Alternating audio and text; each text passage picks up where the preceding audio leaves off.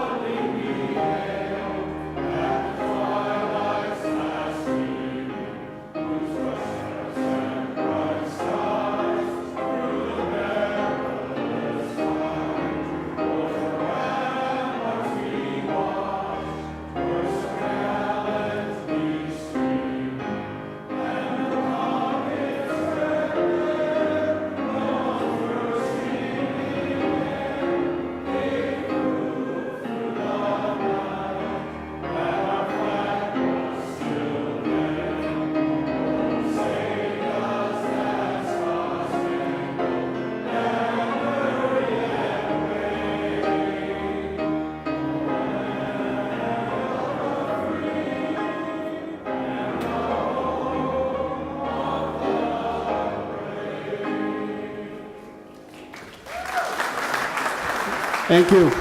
Thank you, Mr. Helmuth.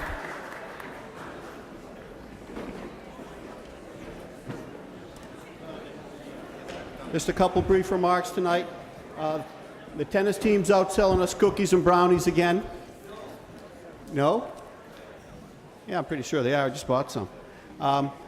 Marika Pelka has copies of the selectmen's reports and the warrants for those who didn't get it. If you didn't get one, I'm told that it was because you signed up for the electronic distribution list. She has the list down there of everyone who signed up, so if you want one, come on up and get it. She has them here. And then the flip side of that, at the end of the meeting, please take the recycling on your chairs and put it in the blue bins. If there are reports or committee reports or the town annual report, put it back on that back table. We paid to print them up, and just to throw them in the bin the first night's kind of wasteful, so just throw them back on that table for somebody else. There's something else. Oh, town meeting has always been non-political. I've noticed that there are some political buttons for candidates for various offices. If you would be so kind as to take those buttons off so that we don't get 20 fisticuffs over candidates. Thank you. Any town meeting members who have not yet been sworn in? If so, please rise. Yay, raise your right hand and repeat after me. I will participate fully and will fairly evaluate all meeting matters before town meeting. And vote in the best interest of the town. I support free speech and will treat others with mutual respect. I will conduct myself in a civil manner that is becoming of an elected town meeting member. I do solemnly swear that I will faithfully and impartially perform the duties incumbent upon me as a town meeting member of the town of Arlington,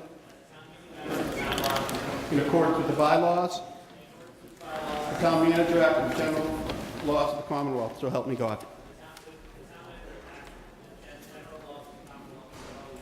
Thank you.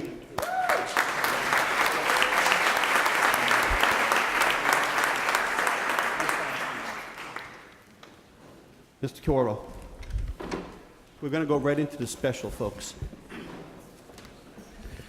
Thank you, Mr. Moderator. It's requested that the members of the Board of Selectmen and elected officials of the town, town manager, department heads of the town, and staff, superintendent of schools and staff, committees, commissions, and boards of the town, Minuteman Regional Vocational Technical School District Committee and superintendent, members of the General Court representing Arlington, and also any consultants who have been retained to work for the town relative to articles to be acted on by this meeting, representatives of interested parties of Article 1, and representatives of the news media be permitted to sit within the special town meeting enclosure. All in favor? Aye. Opposed? So moved.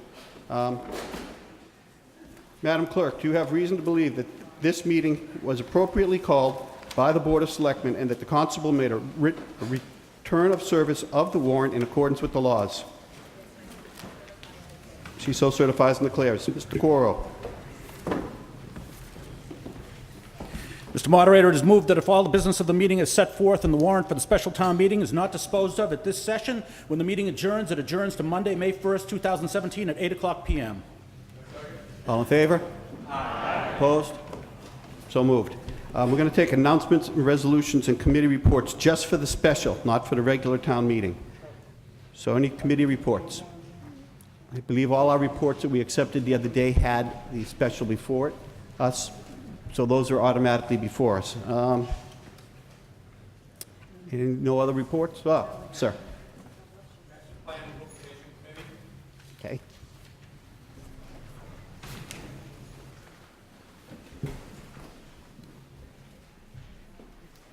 Thank you, Mr. Moderator. My name's Charlie Kalauskis, co-chair of the Master Plan Implementation Committee report. Joe Barr, the other co-chair, is with me, and we're going to give a brief summary of the activities of the 10-person committee that have taken place over the last year. For those of you who recall, town meeting back in 2015 passed the first master plan that the town's had. And there were a number of recommendations, I believe 94 action items. And so the Master Plan Implementation Committee has been overseeing on a quarterly basis progress on those action items. And we just wanted to give you a report on some of those that are contained in more detail in your report. I'll report on land use. First is recodification and update of the zoning bylaw. We have a zoning recodification working group, and that was formed in 2016 to rewrite and modernize the zoning bylaw. Town has hired a consultant, and the purpose of this is really to make the existing zoning bylaw, which was written in 1975, clearer, more internally consistent, and reflective of the master plan, and also, more importantly, in compliance with current state law and case law. So I've been working with the town's consultants, and just wanted to let you know that the first draft reading of the proposed new bylaw will occur in May. And then there's a public meeting scheduled for Thursday, July 13th, 2017, at 7 p.m. in the Senior Center. And that'll be on the second draft of the zoning bylaw. There'll be a third reading in the fall, and a new zoning bylaw is expected for a vote at a fall special town meeting. Warrant Article 38 for this town meeting has a request in it for $55,000 for funds to make substantive changes to the zoning bylaw following the adoption of the new zoning bylaw in the fall. The second thing in land use is to establish areas for priority for preservation and areas of priority for redevelopment. And the redevelopment areas are really in the commercial districts in town and along Broadway. And as a result of some of the changes in zoning, we've seen proposals come forth for mixed-use development projects. And preservation really is in the residential neighborhoods. And the town has formed a residential study group working on ways to protect the characteristics of our residential neighborhoods.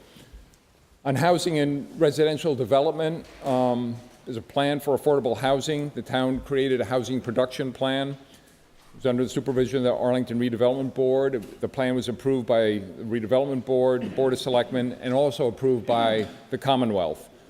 Housing Plan Implementation Committee has been formed, and they're working to advance many of the recommendations in that plan.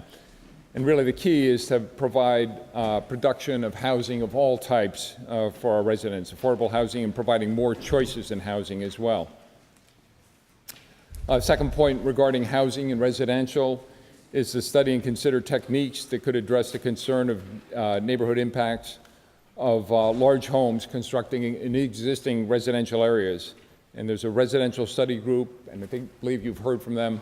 They've met over 30 times and are instrumental in preparing some of the, working with the Community Development Department, Articles 8, Articles 11, 14, and in special town meeting, Article 1, making some changes to our existing zoning residential areas. And the third is public facilities and services to prepare for feasibility study for an updated community center and senior center, and this is to be located, it already is located on, at the central school. And the funding in the capital plan for fiscal year 18, and also for construction in fiscal years 2019 and 2020. With that, Joe. Thank you, Mr. Moderator. Again, Joe Barr, I'm the other co-chair of the Master Plan Implementation Committee. So I'll cover the other elements of the master plan that we're giving updates on.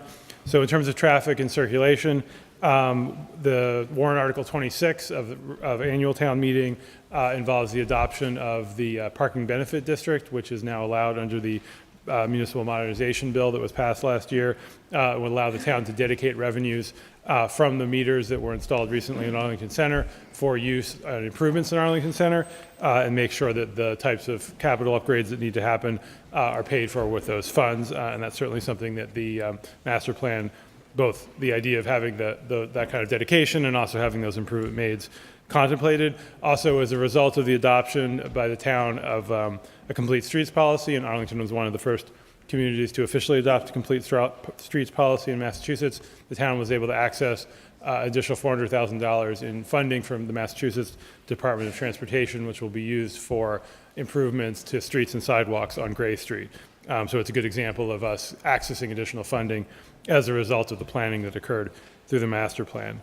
In terms of economic development, which is another important focus of the master plan, we've already made amendments to the business district zoning to provide flexibility for higher density uses and promote development in the economic centers, in the business districts within the town, and there'll be further activity on that in the recodification process that Charlie alluded to a few minutes ago.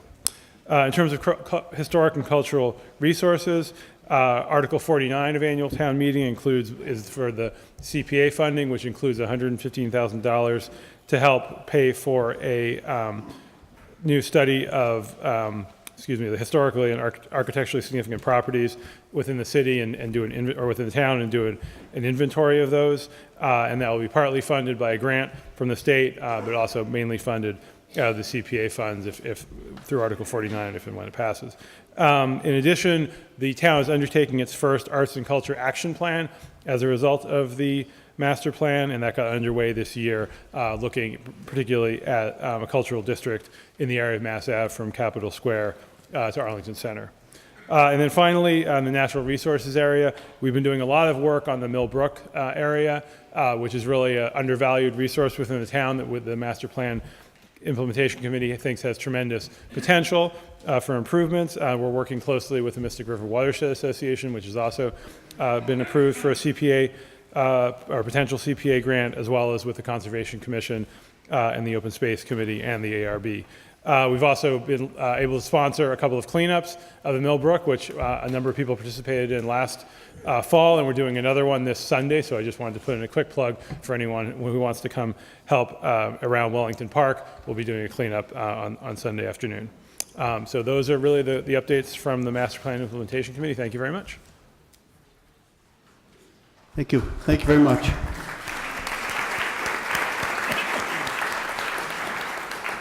Any other reports? Ma'am.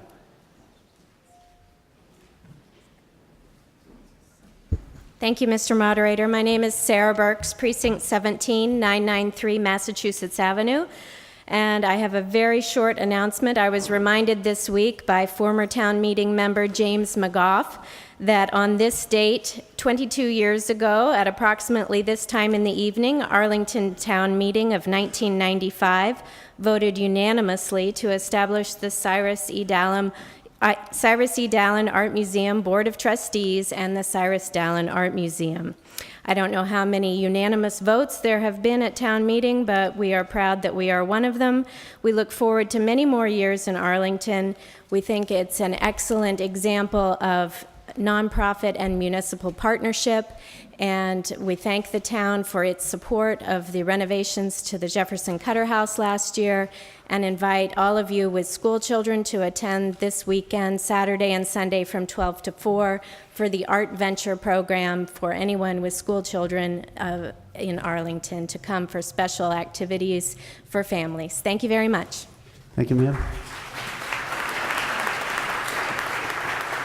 Any other reports or announcements? So we seem to be doing them for the regular and the special, so we're going to may as well do yours, Mr. Carmen, because we're not going to go into it again.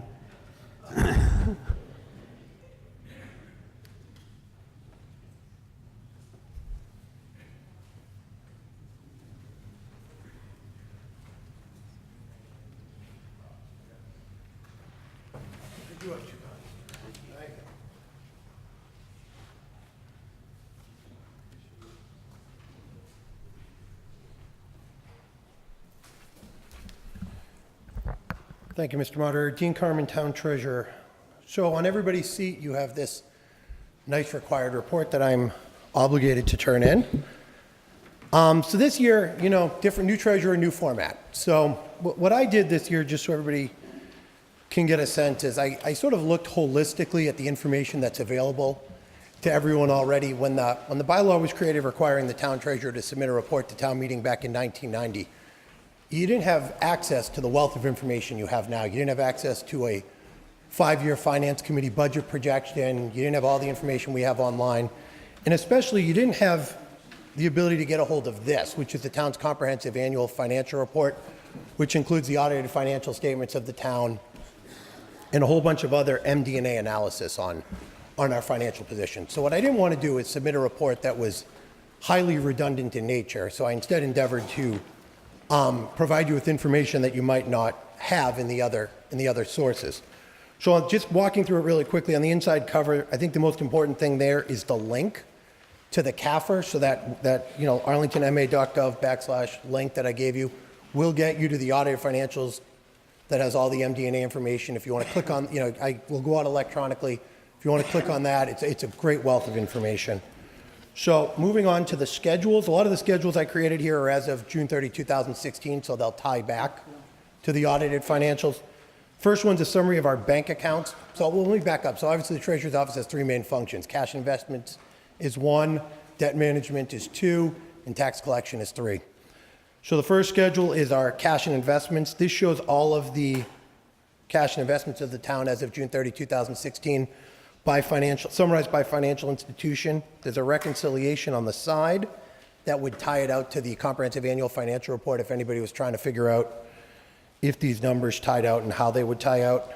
Now, obviously, if you do open the CAFR, there's some trick to this, because while I can tie out the government funds, the proprietary funds, once you get to the fiduciary fund group, the largest asset balance in the fiduciary fund group is the pension fund, which is controlled by the state pension board and not the Treasurer's Office, which is why after you get past the 3rd line on the reconciliation, it starts to become narrow in nature of what I'm targeting. The back page of that, which is another view of the town's cash and investment balances as of June 30, 2016. This time I just broke it down by every single bank account. So if you wanted to know how many bank accounts we had with Century Bank, Fidelity, MMDT, it's all right there. On the next page, which I call authorized but unissued debt, these are the debt obligations which town meeting has previously authorized but have not been issued. So this is where we stand right now. One thing I actually did, maybe it was presumptuous of me, is there's an article before us later in the meeting to wipe out $17,000 of unauthorized debt, authorized but unissued debt, and I had actually taken it off my schedule already, assuming we were going to pass it.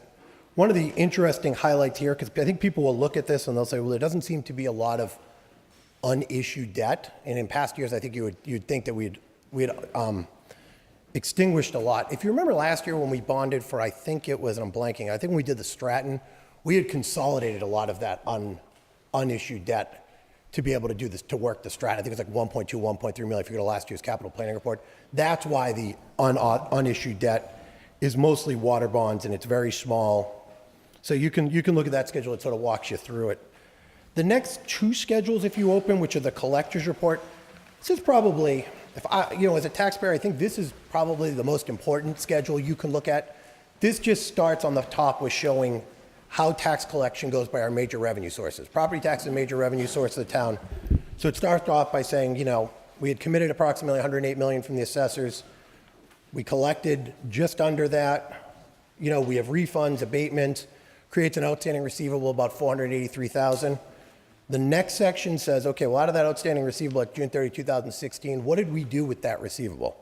So $50,000 of it went to tax deferral under statute. The other $432,000 went into tax title, where we put liens on properties and we wait to a future year to collect it. That gives us the outstanding, again, reconciled receivable, $483,000. The roll forward is here just to show you how the balance sheet item of our receivables work. So if you look on that second line, which is I call new, the $50,780 and the $474,868, that's just the numbers from above with some interest and penalties added to it. That gets to the ending balance that shows up on the CAFR as the June 30, 2016 taxes receivable. Moving along to the next side of the page, this just shows you how motor vehicle collection went, how parking collection went, water and sewer. In the middle, I put a motor vehicle excise receivables balance as of June 30, 2016 by the different years. When you look at this, the thing that will stand out is the large number in FY16, 201,000. So immediately you might say to yourself, oh my goodness, did we not collect this and why not? There's nothing concerning there. Motor vehicle excise it's not a static receivable. Like property tax is a static receivable. We have 4 issuances. We have August, November, February, and May. And so you kind of roll through and you collect it. Motor vehicle excise is a fluid receivable. So if you buy a car in April, we get the data from the state in May. We issue a bill on June 29th. It hits as a receivable on June 30, even though it's not due yet. So that 201,000 number, by the time you come to the next year, gets more in line with these smaller balances. Unfortunately, and a lot of people will wonder why we have these balances that carry back. We don't have the ability with excise taxes to lien properties and things like that. A lot of times you have college students who come in and out of the state. They leave, we don't collect it, things like that. I was joking around with Michael Morse earlier tonight that if you recall, one of the most famous excise tax and parking ticket scofflaws probably in Massachusetts history was President Barack Obama, who when he was a student at Harvard Law School rang up all sorts of parking tickets, excise bills, and then went back to Chicago to work and didn't pay them. And then Michael used to work in Somerville, so back in 2007, I think he was afraid of Michael, so he came back to Boston, Cambridge, and Somerville and paid his outstanding bills, which was great. So that's sort of the challenge with those balances. So then moving on, I thought it'd be relevant. One thing I thought I wanted to give you as additional information is just to show you a summary of our long-term debt outstanding. What I think is really cool about this is it not only shows you how much we have left by exempt and non-exempt debt, but I think it gives you an understanding of how debt works. And one of the misconceptions, especially with exempt debt, is that once the town approves a debt exclusion at the ballot, it goes on the tax rolls and starts coming down, which isn't true. When you have to, voters approve it, we appropriate it, and then we spend. Then when we spend it, we borrow it. And so, there's a general exempt here for $3.65 million. That's the Sims Hospital, which continues to be paid off through June 2022. And then there's a school exempt, which I think is entirely at this point on the elementary school rebuilds, which are from way back. I mean, it's like late 90s, 2000, but we kept drawing on all that authorization all the way through, 2012 with the Thompson renovation, and then 2000, what was the Stratton this year? So it's not on this schedule, but the Stratton will come on in 16. So that's what I endeavored to do in this report. I hope it provides you with the information. I'm here if you have any questions for the rest of the town meeting. Mike's over in the corner, and that's sort of it. While I do have all of your attention, though, just on a slightly different topic, just because it's a good time to do it. So I've been treasurer now for 3 weeks, and when you come into one of these positions, you sort of learn all sorts of things, and some are good to learn, and some are not so good to learn. The one thing I do think people don't know, and I do want to say this publicly, is the nicest thing I learned was how smart our deputy town manager, Sandy Pooler, is, and how great he is, and how competent he is, and how professional he is. And I think it's funny, the first thing I put before the Board of Selectmen, I had put with the Selectmen's administrator, and I had CC'd Sandy, and I got a call from him, and he said, Dean, I read your proposal, and I have some edits I would like to make. And he walked through it, and he was very professional. And he essentially pointed out the fact that what I wrote was ridiculous and needed to be put in a much better working format so as not to look awful. And funny, if you'd follow not Citizen Herald, where are we in this town? The Advocate. It was something that the proposal hit the Advocate and hit the news services. So I was very happy there, and there have been countless times where Sandy has made me look stellar when I probably deserve to look like a bumbling fool. So that's about it. So thank you.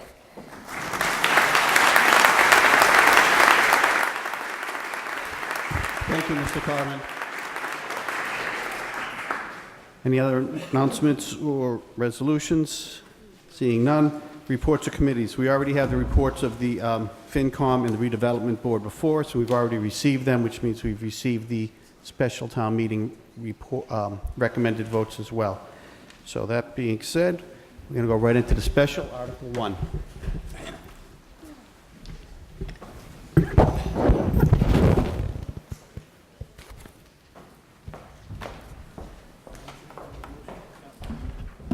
Thank you, Mr. Moderator. Andrew Bunnell, Chair of the Arlington Redevelopment Board and a member of the Residential Study Group. Mr. Moderator, I would like to ask for an extension of time to 10 minutes this evening to go through the details of this bylaw amendment. The gentleman requested 10 minutes. All in favor, please say yes. Yes. Opposed? Sir, you have 10 minutes. Thank you, sir. Good evening, town meeting. Thank you for your vote on Article 8 during regular town meeting Monday night. What you're being asked to vote on tonight with special town meeting Article 1 is the last piece of the puzzle to put this entire suite in place to make Arlington safer and to help preserve its streetscapes. Now, this article was added on to special town meeting due to the fact that it was out of scope of our original article, but we wanted to make sure that we had a really thorough and complete package to put before you this spring. I believe voting for this will accomplish that. The Arlington Redevelopment Board made its decision to support this article based on the recommendations of the Residential Study Group, who we trust implicitly, input we received from them. We know the amount of work that they put in to put this in front of us. We trust them. And here to explain our special town meeting Article 1 in detail are Elizabeth Pyle and Steve McKenna, the Residential Study Group.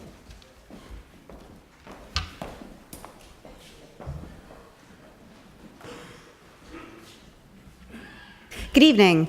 My name is Elizabeth Pyle. I'm a member of the Residential Study Group and a town meeting member from Precinct 10. This article makes a small change to the definition of usable open space in the zoning bylaw. The Residential Study Group is proposing this change as an additional incentive to locate parking at the surface level beyond what was approved in Article 8 to further discourage the garage under house design. Usable open space, as defined in the bylaw, is an area on a lot that is designed for outdoor recreational use, such as the yard. It does not include driveways or parking areas. Under the current bylaw, the definition of usable open space requires that the open space on the lot must be 25 feet long in one direction. This article would reduce that open space measurement by 5 feet to make it 20 feet long in one direction for newly constructed single or two-family homes if the builder puts parking at the surface level. This article does not apply to existing houses. It does not apply if someone wants to put an addition on an existing home. It applies only to an entirely new single or two-family home that is not built with a below-grade garage. In most cases, this article would allow a new house with parking at the surface level to extend an additional 5 feet back toward the rear of the lot, where it will have less impact on neighbors. It would allow the developer or homeowner to recapture some of the living space that would be lost on the ground floor by placing the garage at surface level inside the home instead of using the garage under design. In some cases, this will result in a slightly larger house on the lot. However, the Residential Study Group felt that this was an acceptable trade-off to discourage the garage under house design and all of its associated problems that I spoke about on Monday. Even when a garage under house has a driveway slope at 15%, as we required on Monday, it would still appear much larger than homes with parking at the surface level. That's because garage under homes give the appearance of being 3.5 stories tall, have too much massing, are out of scale with surrounding homes, and do not have a usable front yard. This article is the final piece of the puzzle that will discourage the garage under design in new construction. And now I'm going to turn the floor over to Steve McKenna, who's going to further explain how the article will work. Thank you, Liz. Thank you, Mr. Moderator. Thank you, town meeting members. Again, the Residential Study Group very much wants to thank you, all of you, for your vote of confidence the other night. In our presentation, what we're going to do is go back to the slides we showed on Monday evening, just to explain a few things so you can understand what Liz has just so eloquently said, but people sometimes may be clouded from not understanding it. Could I see the first slide, please? So here is what we're looking at is what the setbacks are. This is the lot of showing the house that was built on Mott Street and many houses like it. You're looking at 67 feet of frontage with 90 feet on the side lot lines. The green area is what's called the setbacks. Inside the setbacks is the building envelope. You cannot exceed the building envelope and go into the setbacks. This is the first requirement when someone's building a property, putting an addition on their property, that they need to make sure that they meet those setbacks. There are numerous other requirements that are in effect for that, but tonight we're going to talk about the open space, which on slide number 2, if I may show you that. On slide number 2, the black line inside the gray area shows you the house that was actually built on Mott Street. It's a 4-car garage under. It had a very steep driveway. It was at about a 26% grade. It shows you the setbacks, that the house met all the setback requirements. It also shows you that what we're talking about tonight is the open space requirement. The open space requirement requires that you take the gross floor area of the structure being built, and 30% of that amount of square footage has to be in an open space in somewhere in that lot. But it also requires that you have to have a dimensional line, horizontal dimensional line of at least 25 feet. We are maintaining the 30% dimensional requirement. We are not changing that. What we are proposing that in this situation, in order to have developers not build these steep driveways, or even the driveways that we've proposed at 15% grade to try to have them get away from building those, that we reduce the line from 25 feet to 20 feet. And if I might show you the next slide. So here is the situation where we are proposing a developer is allowed to build 2-car parking. This is a 2-family home. It could be 1 car if it's a single family. Inside the main level living area. So it's the surface area that they're building in. What they've done there is they've met the requirements of the setbacks again. The building envelope stays the same. The size of the structure stays the same. But in order to meet the requirement and get the setbacks accordingly in the open space, it would mean that they would have to reduce the horizontal dimension line from 25 feet to 23 feet. We're asking it to be reduced to 20 feet because not all the lots are exactly the same. In certain situations, it may have to be reduced to 21 or 22 feet, but we're showing you this specific lot in detail. In addition to this, by putting the parking area inside the foundation of the main level living area, the proposed developer or person building the house is losing about 400 square feet of gross floor area. So the size of this house could exceed by 300 square feet. It could make the house bigger than what was actually built. But the massing of the house will look smaller because you don't have what would look like a 3.5-story house because you have a huge garage under. Next slide, please. So here is what we're proposing. This is showing still the same house being built. If the developer decides that they continue and they want to do a garage under, a driveway under, and using our required slopes that you approved the other evening at 15%, in meeting the requirements, the house that they built would not be able to be built as such. The house would have to be 7 feet smaller because of the way the setbacks are. They would lose about 700 square feet of living space. It would exceed the setback requirements. It would exceed the open space requirement. We're not giving this opportunity to developers that they can build a driveway under the garages and get the requirement for changing the horizontal dimension. They still would have to maintain the 25-foot horizontal dimension and the 30% open space. So the house that was built on Mott Street could not be built, and the developer could not take advantage of the benefits we're trying to offer. We're trying to offer these benefits so they can then ultimately walk away from doing the garage unders and doing the surface level parking. The last slide shows you the same situation where we have the driveway parking on the side. And again, this house would end up meeting the requirements. There are a few situations where the house could be slightly larger, but in many situations, as we've shown you with the slide, the house could be about 700 square feet smaller in this situation. In closing, one of the things we would say is, the Arlington zoning bylaws are 130 pages long, and they contain very specific requirements that determine use, size, location, height, gross floor area, open space, lot coverage, setbacks, grade, safety, parking, and many other requirements before a house can be built. We realize there needs to be changes, and we're in the process of working through difficult solutions. The residential study group has already met 30 times with over 900 collective hours, and it appears this is just the beginning of our time together. There are also hundreds of lot sizes and configurations in the town, and we're taking that into consideration as well, understanding that not all lots are equal. On some lots, there may be some potential for slightly larger homes, as we discussed, and on others, slightly smaller. But we feel as though the safety is more paramount. In our efforts, we looked at what thought was the biggest issue over the past few years, and that was the steep slope garages, and we think we've tried to do our best to make it a better environment for everyone. We do hope that you support this article and approve it as you had the others. Thank you. This article is the final piece of the puzzle that you approved on Monday night with Article 8. The Residential Study Group believes this article will have a positive effect on Arlington by encouraging the preservation of our traditional streetscapes and front yards without unduly restricting development. Thank you.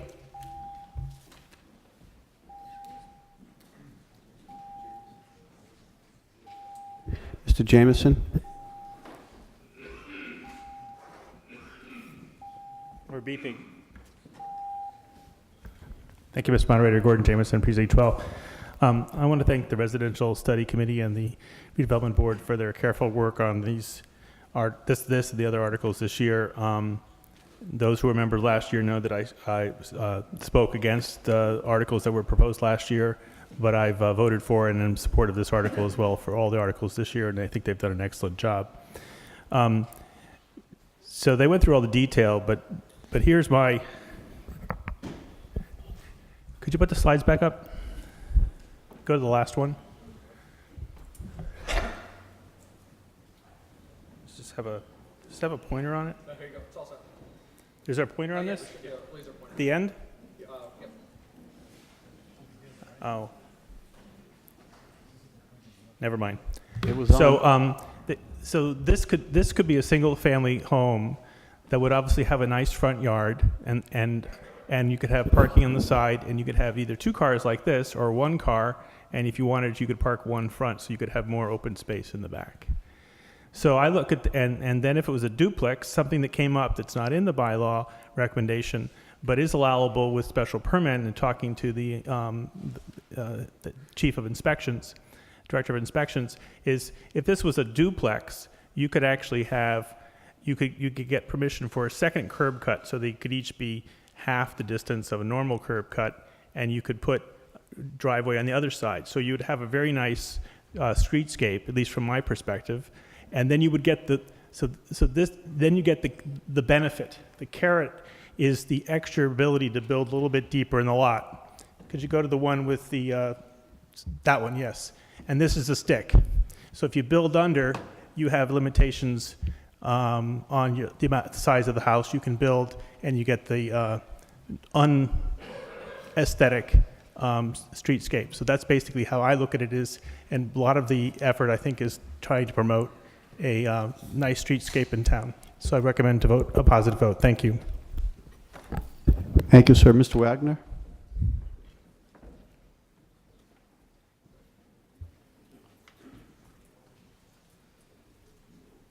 Thank you, Mr. Moderator. Carl Wagner, Precinct 11. I'm sorry that I'm not terminating debate, but I listened to Chris Loretti's talk on Monday about 8, and I think we made a mistake in trying to protect ourselves from these ugly underbelly houses and giving away a little too much. And if you vote yes for this, although I understand the intentions of the good people who've been talking about it a lot, are to prevent the houses that we've seen in pictures that are not like ours, perhaps, or not like many of the houses. But if you vote yes for this, you really have to call it what it is. You are allowing houses to get bigger, and that might be fine if you're planning to do it, but most of us are not. Most of us are going to be living with neighbors on one of the sides of our houses where 20% of the green space behind their house will be smaller now because 5 feet more can be taken up by houses.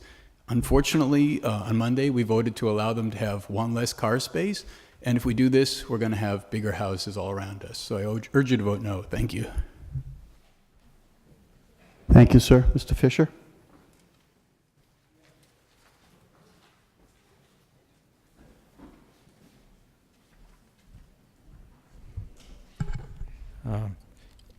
Andrew Fisher, Precinct 6. Is this on?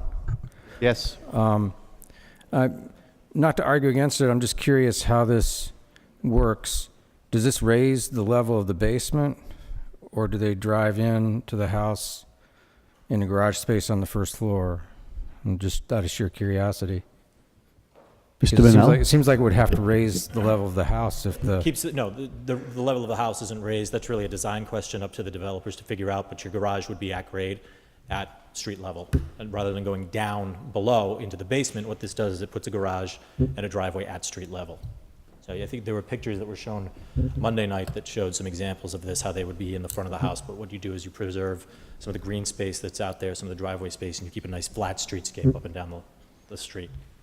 I still don't get it. We're not.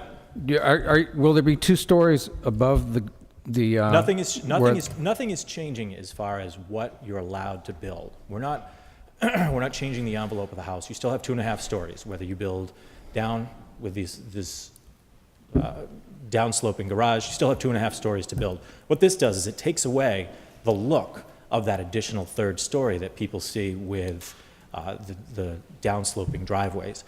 We did surveys through this. We asked a number of people throughout town. We did walking tours. We talked to neighbors and abutters of these kinds of houses. And what we found was it wasn't necessarily the size of these houses, the actual 4 corners of the house. It was the massing. It was the feel of these houses, especially with the garage under, as people approached the street and walked up and down the street. What the garage under does is it adds the feel of an additional 3rd story on top of or underneath, really, the existing 2.5 stories that's allowed to be built under the existing building code. What we're doing is we're offering options for developers not to have to do that, not to have to build under the house. So to answer your question, any garage would be, as we showed in the diagrams that were up on the screen. The driveway, the garage are all at street level. You drive right in, as you do in a number of areas of town. They're particularly common in certain areas of East Arlington, where some single-family homes have been built. The garage is right at street level. You drive right in. You wouldn't notice anything that was different. I'm just puzzled if that means that, so the garage is at street level. If you drive in on concrete, you have 2 stories above you? You have what you're already allowed to build under the existing building code. We're not changing anything to do with the building code. We're not changing anything with what people are actually allowed to build as far as that. You have an existing bylaw, and Mike Byrne can clarify if it needs to be, but there's an existing zoning bylaw that allows you to build 2.5 stories from some calculation of the grade of the property, but you can't go above that. And you can go below that for the basement, but 2.5 stories is 2.5 stories. That's what you can do. I know the limit is 35 feet. I'm just continuing to be puzzled. Are there designs where the first floor of the living space contains those street level parking places? I'm not a designer. I don't think it's the up to town is developers, and I think regulating that's actual design. well out of question here. I think that's up to the developers to We're figure not out. telling them what they We're can not design. we're not telling them what they can design. We're not setting design guidelines. We're not telling developers what they can and can't build in certain ways outside Mr. of what Burns already can exists in the clarify. existing building code. Surely you know what's possible, however. I continue to be puzzled. Maybe I can try to help. Okay. Michael Byrne, Director of Inspectional Services. Maybe this will help. You get 2.5 stories is the zoning bylaw. If this, can you hear me? I'm sorry. There we go. Yep. Sorry. Michael Byrne, Director of Inspectional Services. The bylaw is 2.5 stories, and what this proposes, if that garage is at street level, goes straight in, that's your first story. So I think that's the question you might be getting at, and then you would have what's the second story above it, and then a half story on top of that. I think was that the question? That's what I'm asking. Okay. Thank you. Great. Yep. Thank you, Mr. Burns. Thank you, Mr. Fisher. Gentleman way in the back on the right. Yep.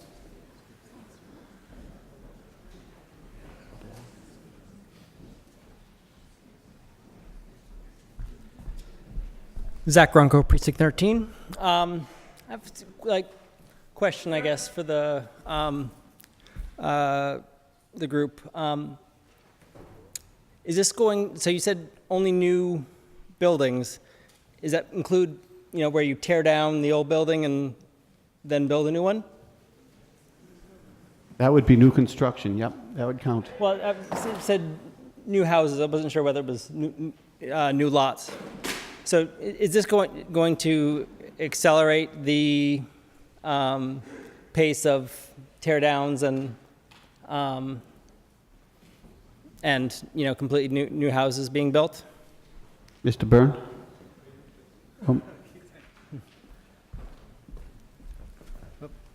Michael Byrne again, Director of Inspectional Services.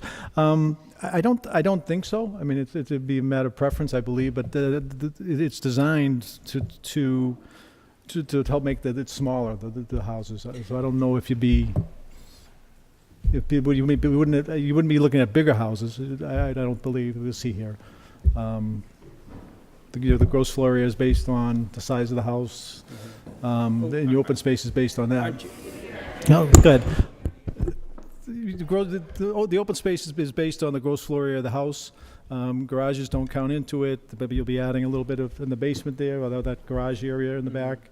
No, but will that make more houses be knocked down? I don't think any more than it is presently. Okay. So, I mean, the overall square footage allowed will be smaller in these houses that take advantage of this? In the slides that Mr. McKenna was just showing, I think in the majority of them, yes. Okay. Yeah. All right. Thank you. Okay, yep. Thank you, sir. Gentleman in the middle, the glasses. Yeah, you're next.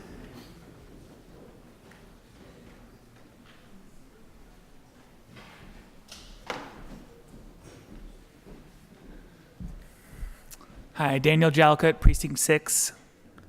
I wanted to respond to an earlier comment that I think tried to make us fear the possibility that houses would become much larger under this proposal. And I think the precise concern was that houses might be made 20% bigger because there's a 20% increase or decrease in the requirement for open space. But if you can think back to those slides we were looking at, I think it's a very typical example of a lot of lots in Arlington where the house still needs to be built within the envelope that's defined by the setbacks. So the examples that were given very clearly showed the house still had to be built within the envelope. It was a situation, I think that this article covers a situation where a part of the building of the house that would otherwise be legal because it's within the envelope as far as setbacks are concerned is not legal now because it eliminates an expanse of open space. So I think as long as you're just like, while we're weighing what the potential risk of this is as far as houses getting too big or too close, so to speak, to neighbors, bear in mind that they would still have to, if I understand it correctly, they would still have to build within the setback envelope. So you're really looking at a situation where it's like, at least from my point of view in East Arlington, most of us in East Arlington, and I know many other places throughout town, we have houses that are just like, the setbacks that are currently required are like way bigger than what our lots are like. So we're already like way closer to our neighbors than what new construction is required to, I think, typically place neighbors at. And so I just don't think that, I think that the case that is being made by the proponents of this article is pretty good as far as like giving people a carrot to want to make better construction that doesn't look as huge, doesn't appear to have a completely wasted component of a steep driveway in front of the building. And the amount of potential growth is like, as demonstrated in the slides, it's like maybe in some lots they could do a full 5 extra feet in the back, but only if their setbacks already had an envelope that afforded that. And then another comment I wanted to make is about the concern about people just like using this as an opportunity to tear down and rebuild in order to take advantage of new, special privileges for new construction. Again, on the point about how many lots in Arlington are only legal because their existing properties. Like most of us, I think, probably live in homes where if we were to tear it down and rebuild it as new construction, we would have to build our home on a smaller envelope. So I don't think there's a huge draw to people to purposefully tear down their homes and rebuild in order to take advantage of something with this article. So I think this sounds like what they are saying it is, what the proponents are saying it is, which is kind of another piece of the puzzle to finish up some of the great stuff that we approved on Monday. So I encourage everybody to support this article. Thank you. Lady in the green.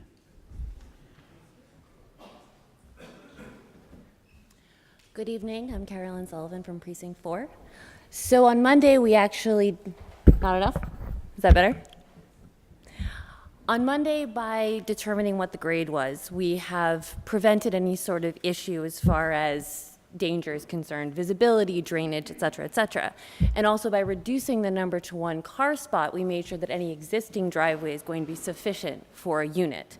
So my question is this purely an aesthetic choice to make sure that most new units don't do a driveway that goes into the house, which gives the impression of it being 3.5 stories?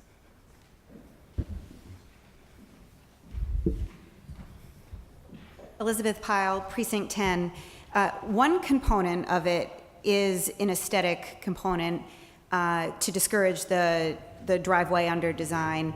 But the other part of it is also that by putting the garage at the first floor, that you still have the garage area as not usable living space. So there was concern that even by allowing even just 1 space per unit at the first floor, that it still wouldn't be attractive to developers to keep everything at ground level unless we could give them some of the space back, which would typically be in the rear of the lot. And the house would get pushed back a little bit farther, not to the setback. They still have to comply with the setback, but if they could make up for some of that lost garage space and go up to 5 feet, but maybe even less than that back, that was a good trade-off. And like it was previously mentioned by the other speaker, a carrot to encourage that surface level design. And yes, it's aesthetics, but it's also this massing and this being out of scale. And that was the trade-off that we decided on to encourage the surface level parking design. We thought that would be positive for Arlington and would encourage traditional streetscapes with a usable front yard, and that would be a good thing. Is that a compromise that homeowners should be making, whether or not they want to have a usable front yard when they make that decision to purchase? They have that choice. They can still go, I mean, you're talking about a brand new construction. So somebody can still choose to do a garage under at 15% grade, but the house would have to be a lot smaller. Okay, thank you. Yep. Thank you, ma'am. Mr. Tully? Joe Tully, Precinct 14.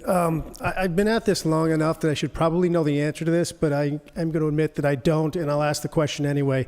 If we're trying to prohibit, and maybe that's too strong a word, but if we're trying to discourage garages under, why don't we just, I guess for lack of a better word, legislate, not permit garages under? I mean, is that, I mean... Why don't we ban them? Yeah, I mean, Mr. I guess Bennell? ban seems like a dirty word, but ultimately it seems like that's where we're trying to get. We're trying to encourage people to build homes without the garage under. Why don't we just say no garages under? We did have that discussion. People want garages. They want a place to park their car. We talked to a number of people. We included the real estate community in these discussions. We talked to existing homeowners. We talked to developers. People still want garages, but combined with the quirks of lots that exist all throughout Arlington, and a standard lot in East Arlington is going to be significantly different from a standard lot in Arlington Heights. This we found was the best compromise to accomplish the goals of what we were charged with last it was a year. compromise decision on the part of the committee. There's no zoning rule or law that exists. There's no case law or something that says we can't zone garages under out of... I defer to Mike Byrne on that, but not as far as I know.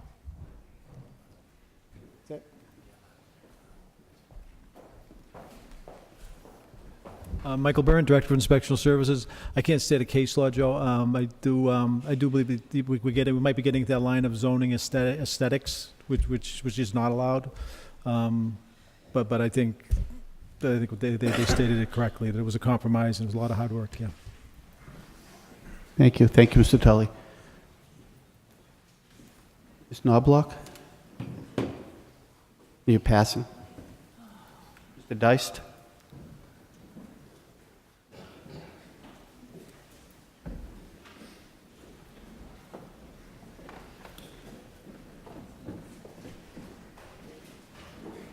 Move the question and all issues related thereto. We have a motion to terminate debate on all matters under the article. It's been seconded. Let's use our clickers because I forgot to do a test vote. So as soon as Mr. Lathwood is ready. 1 for yes to terminate, 2 for no.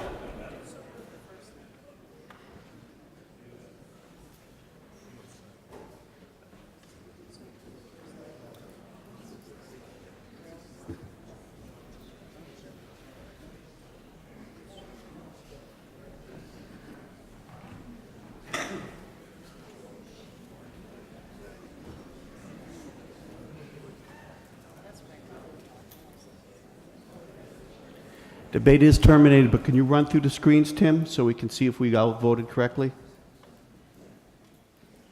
Just check your screen, make sure your clicker showed up properly.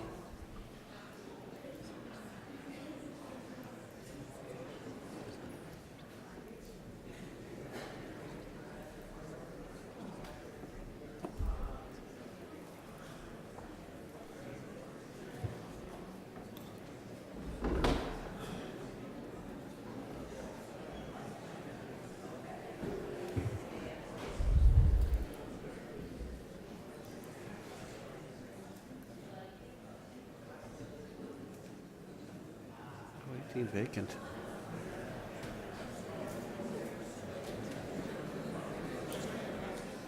Yeah.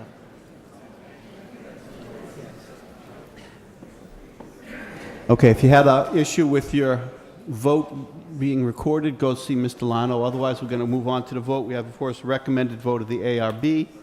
As soon as we're ready, we're going to take the vote. 1 for yes to approve, 2 for no, you don't want it. And go ahead and vote.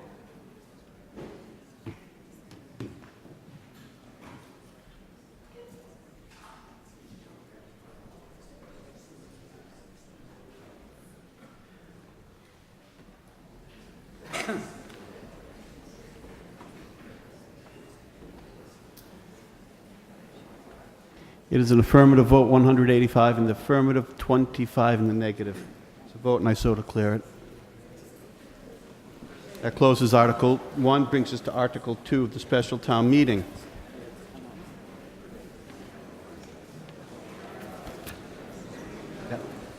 Mr. Bennell?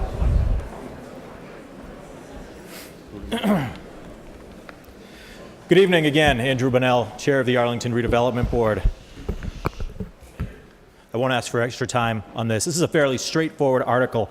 Following the vote last November to allow marijuana dispensaries or recreational facilities in the state of Massachusetts, we felt it would be wise to take a look at some of the recommendations and zoning opportunities that we might have to tackle these in Arlington should it come up. We are allowed to impose reasonable time limits for moratoriums to control these, to look to guidance from other communities, and especially to look to guidance from the Attorney General's office, so long as those are limited specifically by time and scope. So what we're asking town meeting to vote on is to put a moratorium in place that will extend to marijuana establishments, recreational marijuana establishments, to last through June 30th, 2018. Now, the reason that date was chosen is case law, and I'll defer to town council on any actual matters of law, but case law that's been handed down recently from the Attorney General and from the state courts seem to say that that's really the outer limit of where we can go. It's the furthest out that we can do. We do expect regulations to come down ahead of the expiration of that. We are going to look at certain zoning restrictions and what town meeting may be asked to implement either next year or in the future to control for these. But what this will do is keep that moratorium good through June 30th, 2018. Should anything further come up in the meantime, that'll come back in front of town meeting in the future. Thank you. Mr. Ruderman? Thank you, Mr. Vanel.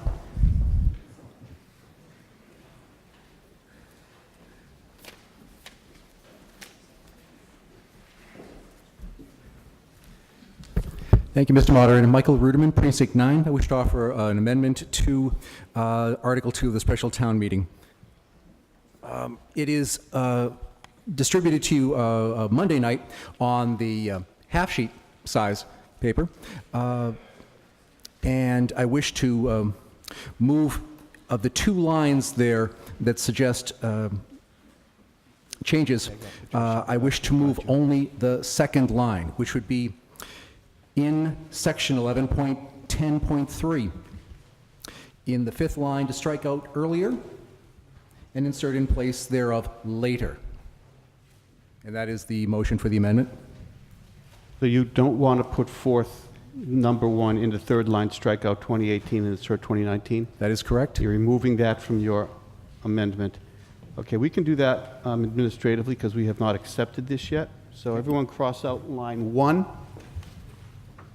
And so always putting forth is in the fifth line, strike out earlier and insert later. Okay, go ahead, Mr. Ruderman. Will the chair entertain a second, please? Can we have a second to the amendment? Thank you. Okay. Thank you. The rationale for this, folks, is to provide just a little bit more margin of time for the town to finish its work in adopting, as the section here says, a zoning bylaw amendment regulating recreational marijuana. I'd like to make sure that before the June 2018 time period runs out, we have, in fact, adopted suitable zoning bylaw amendments.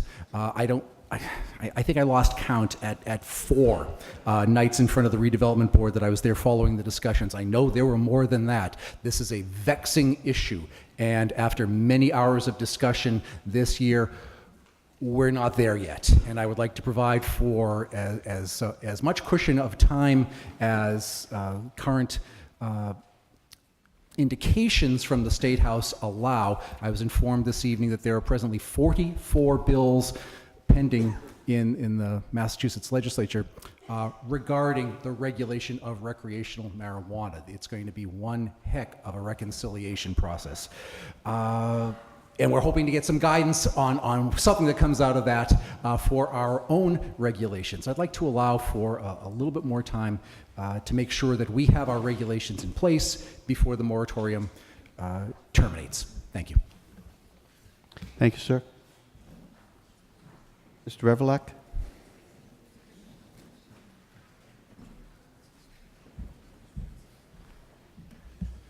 Hello, Steve Revelak, 111 Sunnyside Avenue.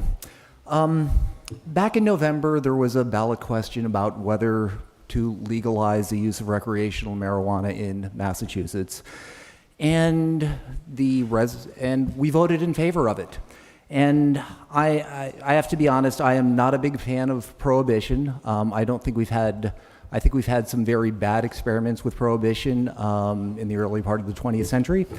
And I am deeply disappointed with the folks at the State House for delaying the implementation of this. Now, like Mr. Ruderman, I went to the ARB hearings for this and related articles, and one of the public comments really stuck with me from those hearings. An individual who noted that in Massachusetts it is legal to possess marijuana. It is legal to grow marijuana, a limited number of plants. And it is also legal to use recreational or marijuana recreationally, but it is not legal to sell it. So why do we have a law that is, or why are we in the current state of having a law which prohibits the selling of something which is legal to possess and to use?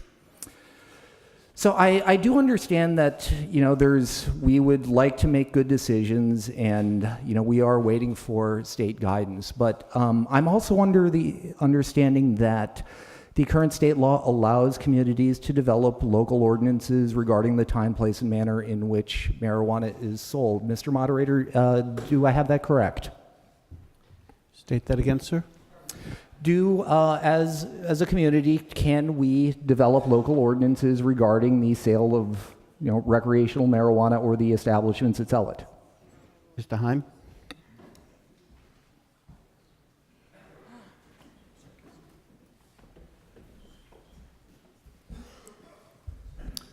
Good evening, members of town meeting. Doug Heim, Town Council. The answer is a qualified yes. We're allowed to adopt some local regulations. The difficulty is the Cannabis Control Commission hasn't even formed yet, let alone issued its own regulations.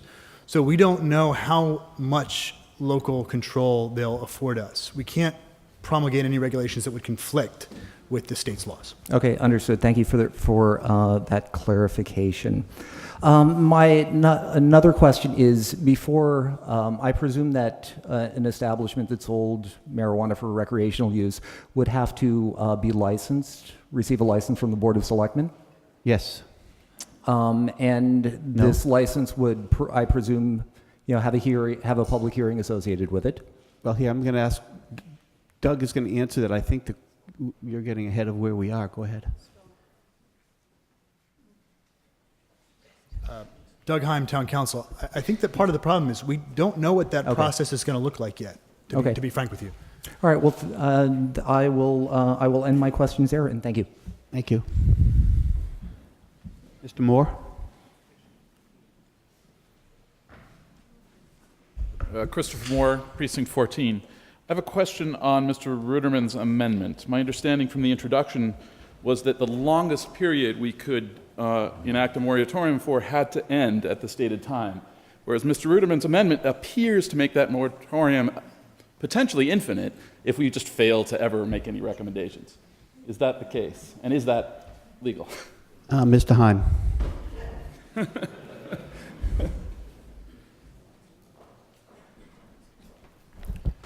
So I don't want to speak for Mr. Ruderman. I'm not sure what the intent of his amendment is, but if we're reading the amendment to say that essentially the moratorium would be in effect through June 30th, 2018, even if some town bylaws or zoning bylaw amendments were passed, essentially saying that is going to be the outer date, I think we could do that. What I don't think we could do is say the outer date is June 30th, 2018.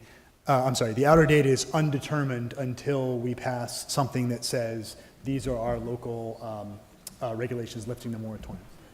Is that the way you read the text if we were to amend it according to Mr. Ruderman's amendment? So my understanding is Mr. Ruderman's amendment would read as follows. The moratorium shall be in effect through June 30th, 2018, or until such time as the town adopts zoning bylaw amendments that regulate recreational marijuana establishments, whichever occurs later. Again, I don't want to speak for Mr. Ruderman, but I think the only way that I could read that would be permissible, and there is a severability provision in this proposed bylaw, would be that it would be setting the outer date at June 30th, 2018, no matter what, unless we changed it. Unless we came back and changed the actual moratorium at a subsequent town meeting. I don't want to, again, speak for Mr. Ruderman. I'm not sure if that's your intent, but that's the only legal way I could read that.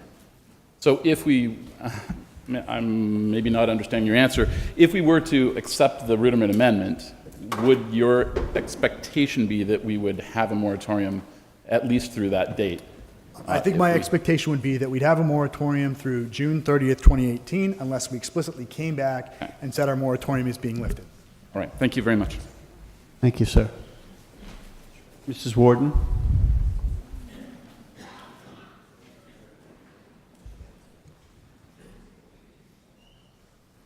Thank you, Mr. Moderator. Patricia Warden, Precinct 8. Fellow town meeting members, your yes vote on the amendment for Article 2 is vital. We need an adequate moratorium to get enough time to find out what we can do to curb the abuses of the recreational pot law. Chapter 334 of the Acts of 2016. We need time to find out what the legislature will rule. The pot law is designed as a cash cow for the marijuana industry. It forces us to zone recreational marijuana the same as medical. Even more worrisome, it forces the Cannabis Control Commission to issue 75 licenses to any medical marijuana center to start selling and cultivating marijuana in recreational pot shops next year. Arlington could become a mecca of pot shops and pot cafes. Aggressive marijuana dealers, stormtroopers could make huge profits, both honest and corrupt. Marijuana hedge funds are going gangbusters. An Arlington Redevelopment Board member stated that there should be pot shop locations in many areas of Arlington. We must control this situation proactively and vote this temporary moratorium to do so.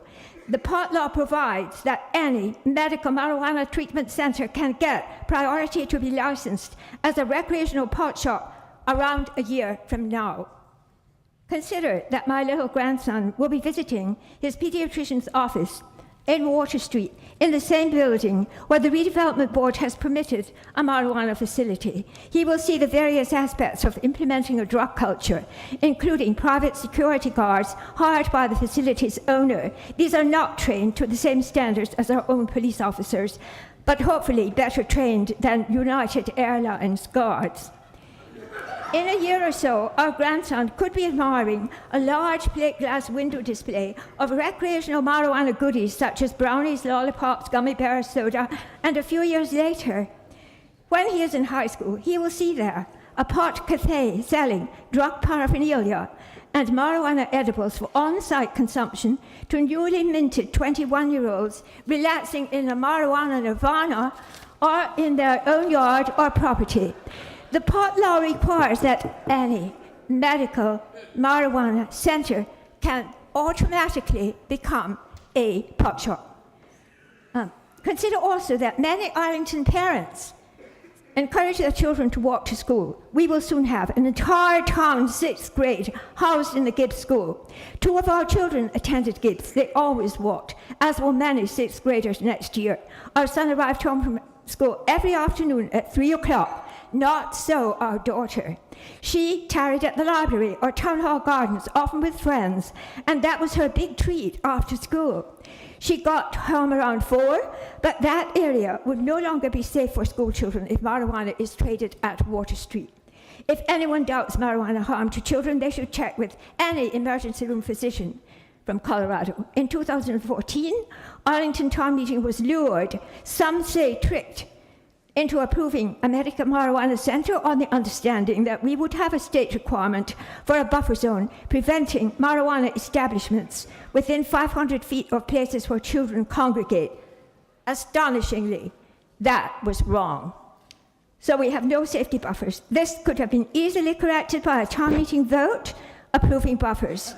But the Redevelopment Board voted unanimously to prevent that town meeting vote and stopped us from providing that limited amount of safety. Unfortunately, the legislature is currently still in disarray about creating final versions of safety regulations and restrictions appropriate for the pot law. We need their help. Are you listening, Representative Garbely? The Board of Health is currently dealing with an application for a registered marijuana dispensary operating permit for proponents of the Water Street marijuana facility who hold a Redevelopment Board permit which has no child safety protection. The proponents operate both medical and recreational marijuana pot shops in another state. They have made several inconsistent or unsubstantiated statements.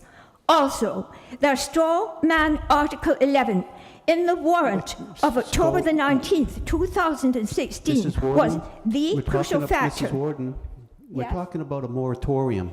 We're not debating marijuana. Yes, that's so why bring it back I'm to the trying. moratorium. Yes, all right, thank you. It was the crucial factor enabling the Redevelopment Board to vote to stop town meeting from approving buffers.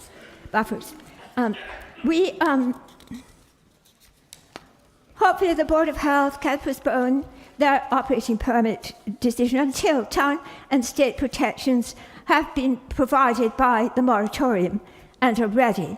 Arlington's Chief of Police and health advocates tried and failed to convince the Redevelopment Board of the need for buffer zones, describing the hazards of driving impairments, robberies, criminality, brain damage, and so on. Surrounding towns. Mrs. Warden. Oh, sorry. The moratorium.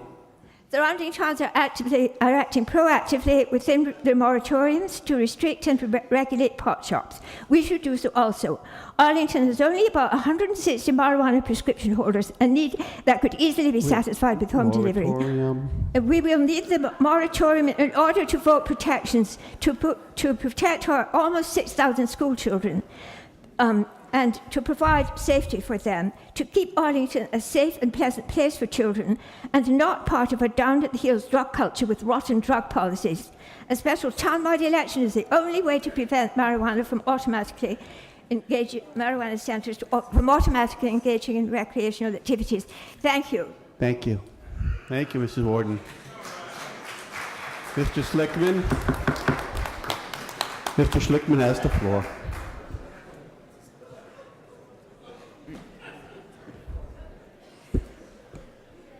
Paul Schlickman, Precinct 9.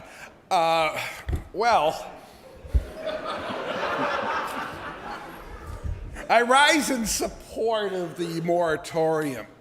I've had several phone calls and people email me, said, you know, the voters of Arlington voted to make recreational marijuana legal. They voted to approve it. So why would you go vote for this moratorium? People want marijuana. And the answer is, sale of gasoline is legal in the town of Arlington, but you must be in a proper zone and you must have a license. The sale of cooked foods is legal in Arlington, but you have to be in a proper zone and you need to have a common victualer's license.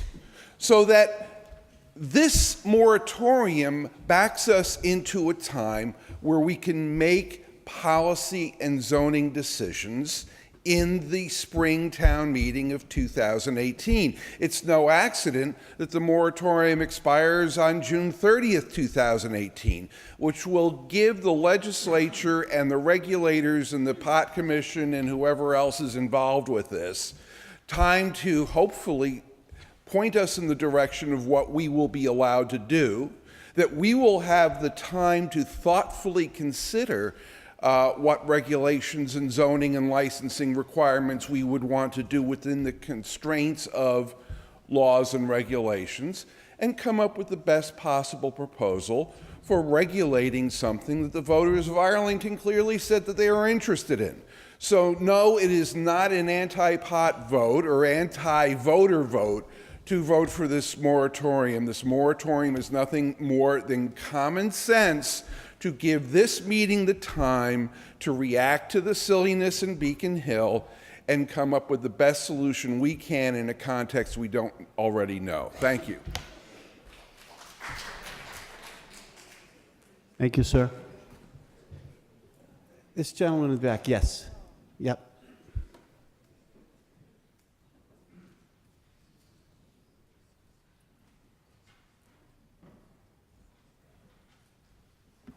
Tom Eichelman, Precinct 7. I'm going to vote for this article, but I still don't know whether I want to vote for the amendment. Could we try again to get some clarification on whether the amendment is legal? I really don't care what the intent of it was. I care whether it is illegal, legally worded. Doug Heim, Town Council. I'll try to take another shot at it. If you approve the amendment, I think the Attorney General's office would either do one of two things.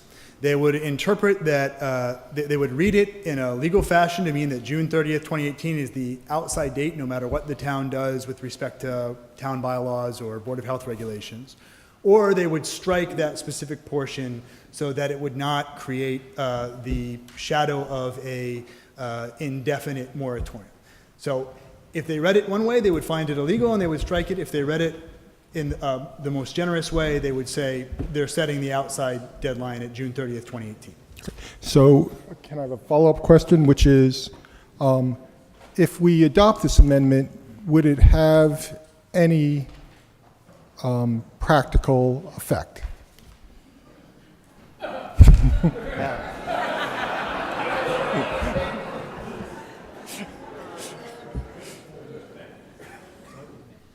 The practical effect would be that as it currently reads, it does afford the town the option, and I'm sorry this is a little bit, there's two layers to this. So it affords the town the option to pass zoning bylaw amendments that essentially say this is where you can zone for recreational marijuana sales. And if we did that before June 30th, 2018, recreational sales would be allowed before June 30th, 2018.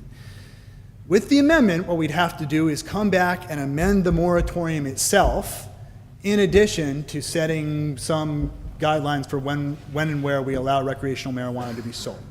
The other way that you could achieve a similar effect would be to basically strike the language after June 30th, 2018. So you could just strike the part that says, or until such time, so that June 30th, 2018 is the date no matter what, if that would make it clearer for town meeting.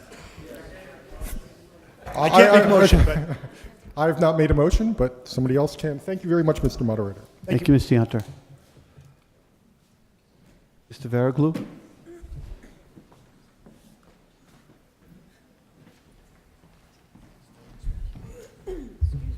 Mustafa Varaglu, Precinct 10.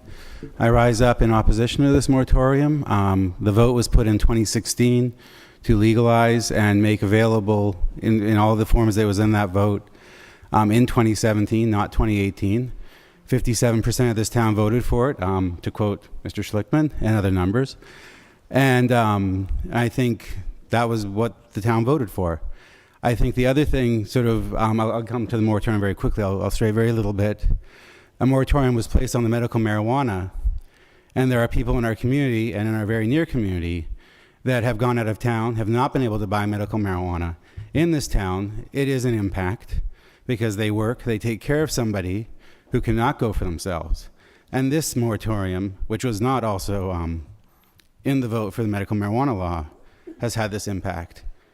I think the impact in this case will be that, as was stated, there's a legal product, you can grow it, you can use it, but you can't buy it, that's illegal. And you can't sell it, that's illegal. So we're going to basically have a situation where it is illegal, or you'll be, if you are going to obey some parts of that law, you will end up in some fashion perhaps breaking it, or everybody will be growing to stay within the law. So I think the town is able and capable of creating guidelines. I think the people on Beacon Hill, I don't have really much sympathy for at all. They can just, get on with it and do it. And I would encourage us to vote against this moratorium. Thank you. Thank you, sir. Mr. Bonnell? Pass. Mr. Berkowitz?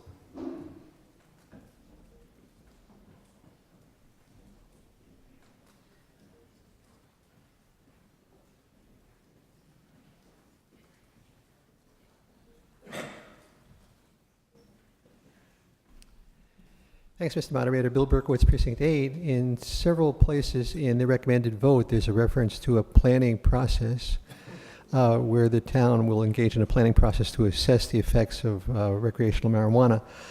I think it would be helpful if we could get some inkling of what that planning process might look like.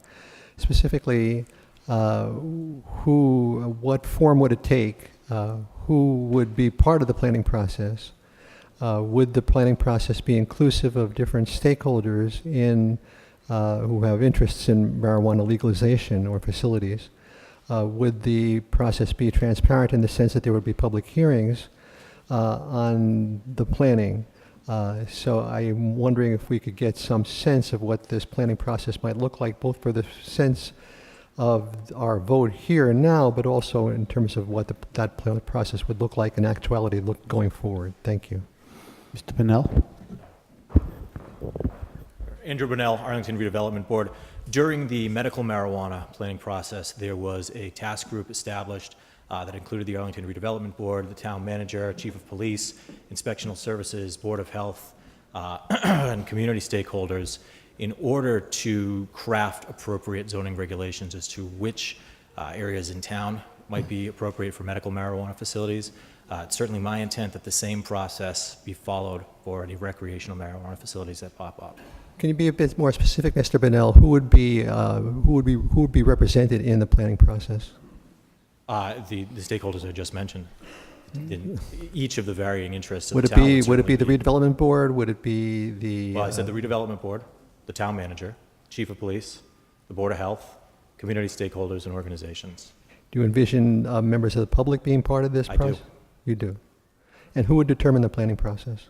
That'd be up to the town manager and director of planning and community development, along with the Arlington Redevelopment Board for any zoning measures that might need to come before town meeting. Okay. Thank you. Thank you, sir. Gentleman in the back, right across from where Mr. Berkowitz was sitting. Yep.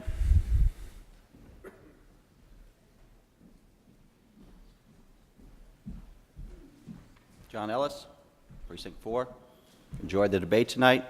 There is a potential downside to the moratorium we haven't mentioned, which is, of course, that next year's town meeting, the girls' tennis team will still be selling traditional brownies.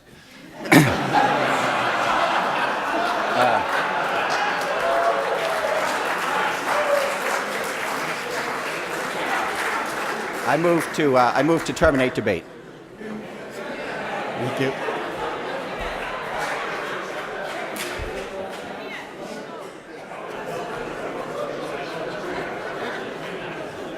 There's a guy over here. Someone, yeah, you. Yep.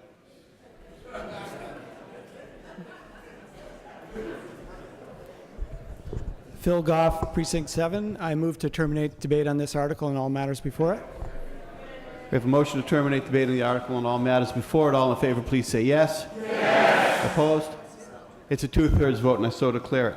So we have before us the recommended vote of the ARB, and we have Mr. Ruderman's amendment. First, we'll vote on Mr. Ruderman's amendment. If you want to amend, you will vote for Mr. Ruderman's. If you don't, you will vote against it. So as soon as Mr. Lathwood's ready, we're going to vote on the amendment. 1, you want it. 2, you don't.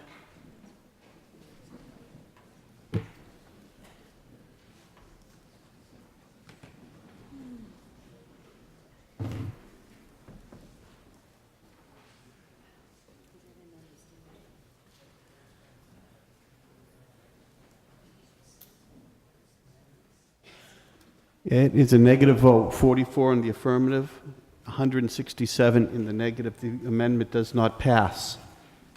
We now have the vote of the ARB as presented in their report. If you are in favor, you'll vote 1 for yes, 2 for no, as soon as we're ready. And go ahead and vote 1 for yes, 2 for no.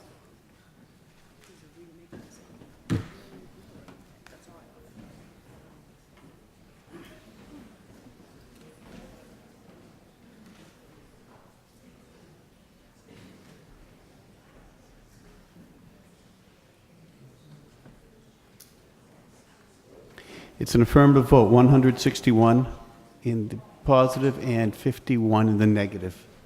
It's a positive vote, and I so declare it, and that ends Article 2. Yeah, we're going to do a quick adjournment of 2 articles, then we'll take our break. We're going to postpone. Finish that? Okay, I would like to move to postpone Articles 3 and 4 to Wednesday, May 3rd. Now, just let me explain why. These articles all deal a great deal with the capital plan. The capital plan is going to be brought up first thing on Wednesday. So rather than deal with part of this now and then another part later on, I think you'll have a better sense of the whole if we deal with it all at once. So again, I move to postpone Articles 3 and 4 until Wednesday, May 3rd. All in favor of postponement, Articles 3 and 4 to Wednesday, May 3rd, please say yes. Yes. All opposed? It's an affirmative vote on both postponements. Why don't we just dispose of Article 5, then take our break?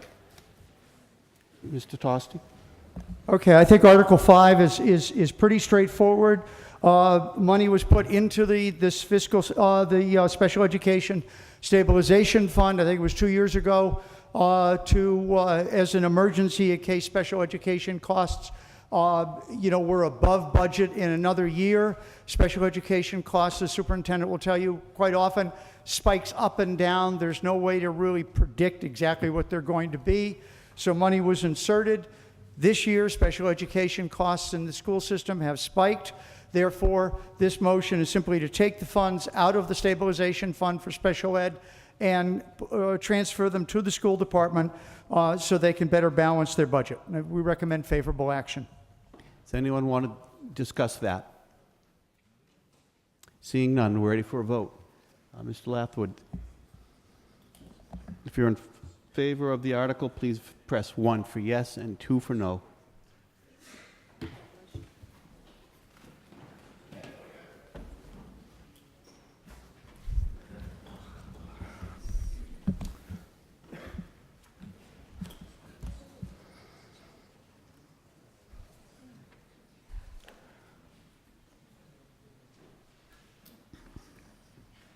An affirmative vote, 211 in the positive, and 2 in the negative.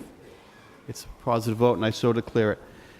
I move that we adjourn the special town meeting, till Wednesday, May 3rd. All in favor, please say yes. Yes. Opposed? It is so adjourned. When we come back from our break, we will take up Article 17.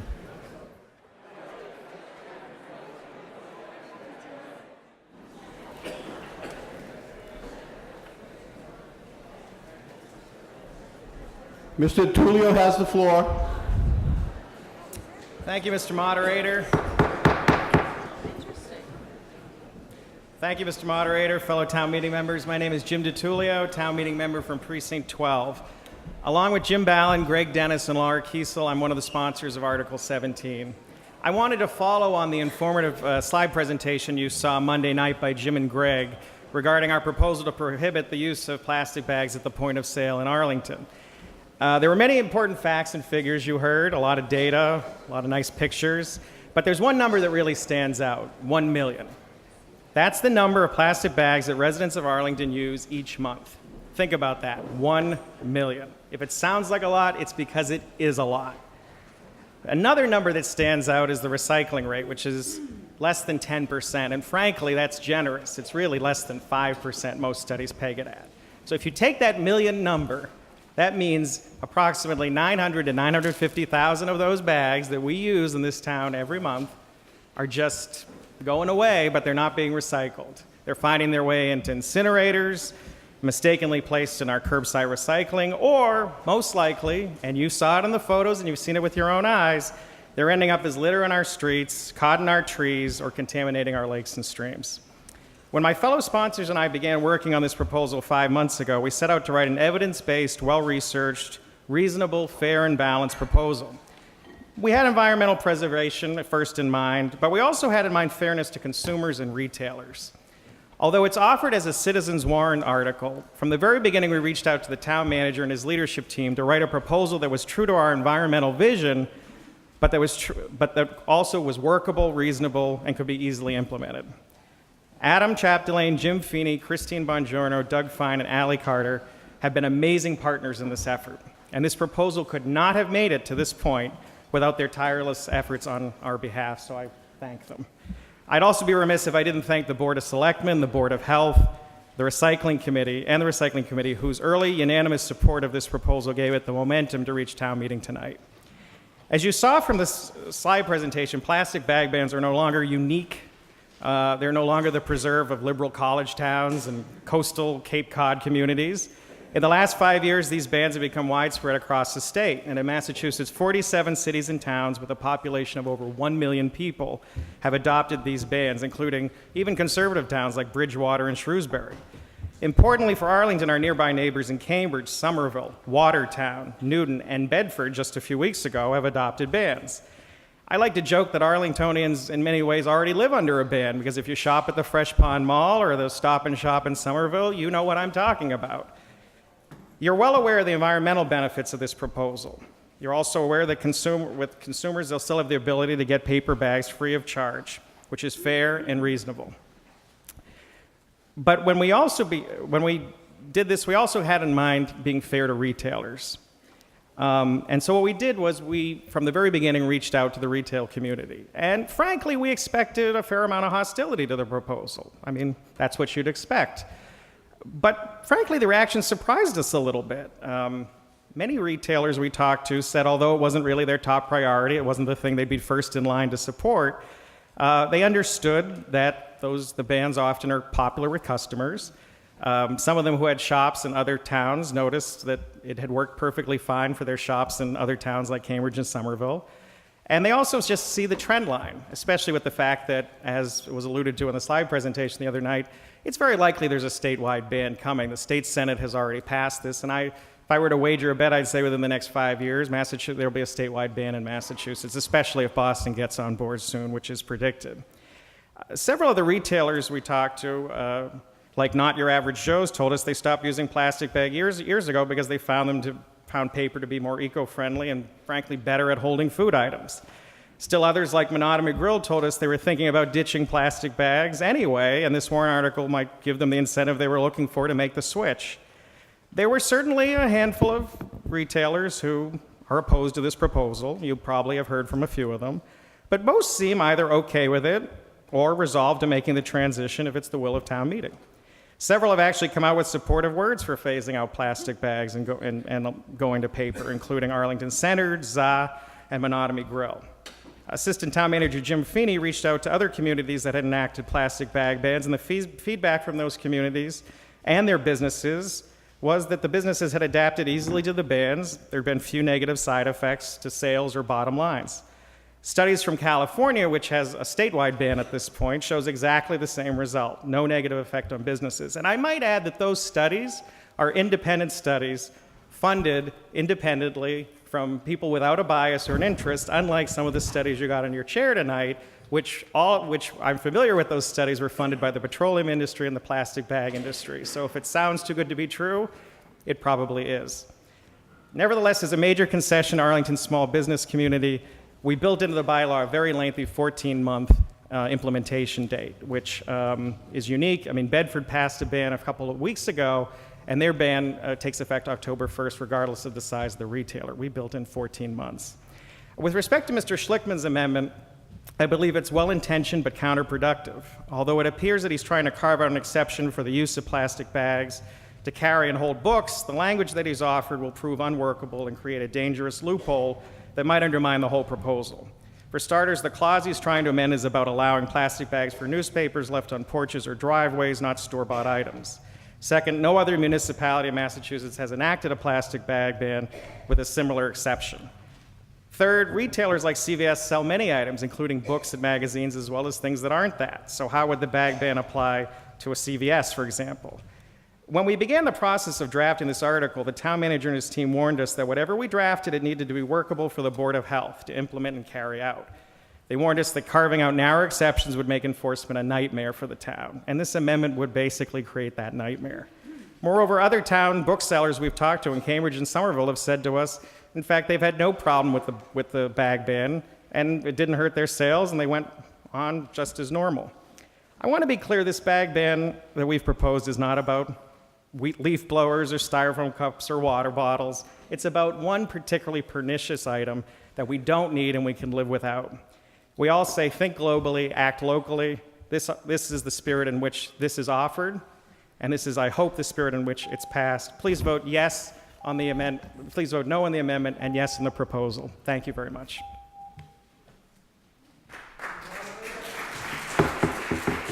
Mr. Coke, sir.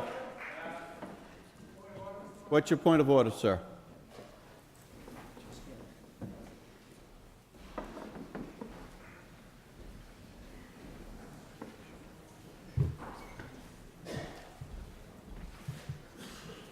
Mr. Moderator, John Lenard, Precinct 17. It is my understanding, by reading this article, that it is to regulate or prohibit the use of plastic bags in the town of Arlington. I'm wondering, and maybe you can answer this question for me, without going into a great dialogue on it. What's your point of order, sir? The point of order is that we have people, elderly. That sounds like, well, that's not a point of order, Mr. Leonard. That's an issue of debate. A point of order is you're not sure what we're voting on. The hall is uncomfortable. Someone is being rude in the back of the hall. You can get on the list like everybody else. Mr. Moderator, Mr. in the town meeting book, page 109, a point of order may be a bona fide inquiry, and that's what I'm inquiring about. What's your point of order? I'm inquiring with the point of order to basically say that is it possible that other articles that we have yet to vote on are in contradiction to this particular article? And if you will let me explain for a couple of seconds, I can ask you this question. If this article is passed, it could require loss of jobs in the town of Arlington. But yet, further articles we have That's yet not, to vote. John, that's not a point of order. Come on, dude, that's an argument. I'll put you on the list, Mr. Leonard. Please put me on the list then, please, sir. You're arguing a point for the pro or con. You can't use a point of order to gain the floor. Ms. LaCourte, you're in next.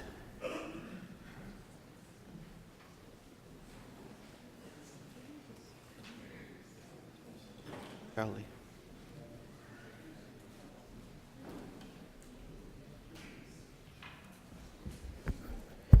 Annie LaCourte, Precinct 15. No, I'm not going to ask a question. I'm going to make a speech. Sorry. 100 years ago, in the town of Arlington, nobody used plastic bags. And nobody died. And people managed to get their goods from stores and take them home and live their lives. We are in a condition as a species on a planet where we are impacting this planet through many means, not just carbon pollution and the other things mentioned in Mr. Foskett's handout on your chairs. We're having a huge impact, and plastic bags is part of that impact, and we need to reduce that impact. And reducing that impact will cause us to have to make uncomfortable changes, and that will change the price structure of some things. And in this case, it's going to change the cost to retailers of purchasing bags for you to carry your goods home.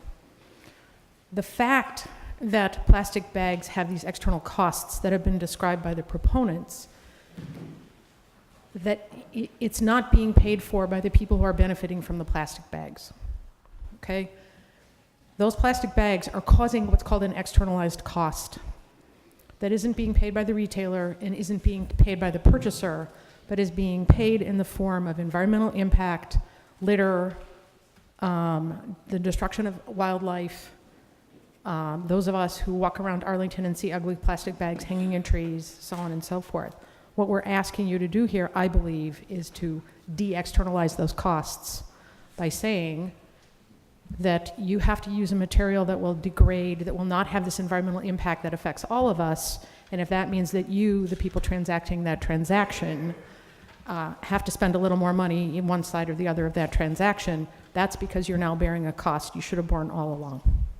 So that's how I'm looking at this. I'm not looking at it as how many pounds of carbon are in or out of the air, because the production of goods and the exchange of goods has an impact on the environment no matter what you do. The question is, where do those costs lie? So I urge you to vote for this article and help us put those external costs back internal to the transaction that takes place between a purchaser and a retailer. Personally, I would rather pay extra money to the retailer and get a paper bag, because I think it's better for us as a community. Thank you. Mr. Jameson.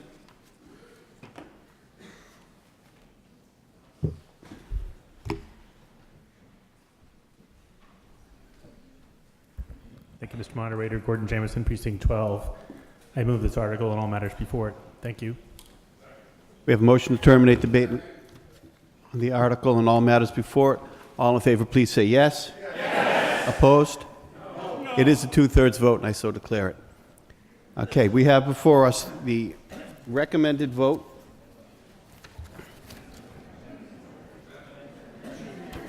Yeah, and then we have two amendments. Excuse me? Yeah, we have Christian Klein's and we have Paul Schlickman's amendments. So we have the recommended vote and the two amendments. First, we're going to vote on Mr. Klein's amendment. Yes. Yeah, what's your point of order? I thought we were accepting Mr. Klein's amendment administratively and didn't need to vote on it. It's fine with the sponsors of the article. Oh, that's the Mills one? It's a technical, so we're fine Well, with it. let's just vote on it. All in favor of Mr. Klein's amendment, please say yes. Yes. Opposed? Mr. Klein's approved unanimously. Now we have Mr. Schlickman's amendment. That seems to be a little more controversial. We'll use our clickers.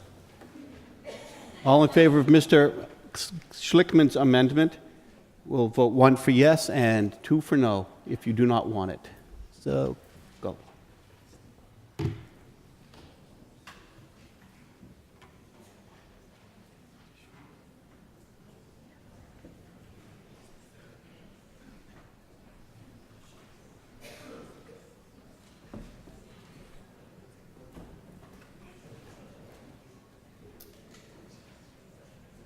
It's a negative vote, 12 in the affirmative, 193 in the negative. Mr. Schlickman's amendment loses. That brings us to the recommended vote of Board of Selectmen as printed in their report. As soon as we are ready, 1 is in favor and 2 is against. Go ahead and vote.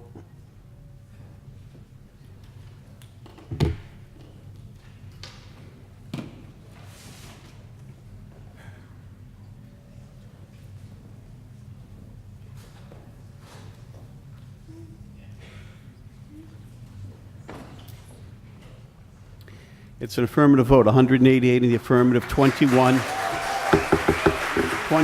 the negative. 188 to 21. That closes Article 17. Now let's do the consent agenda. So you all have been given or you've received the consent agenda. Just as we do the budgets, I'm going to read through each item. If someone wants to remove it, we'll yell out hold, we'll take it off. When we're done, we're going to vote for all of those articles en masse using our clickers. So, Article 9, no action vote. Article 10 is no action. Huh? Oh, 9, 10, and 16 are done. That's right, we already did those. We went too fast the other night. 18, bylaws. Okay. Hold, 18 is off. 20, no action. 21, no action. 28,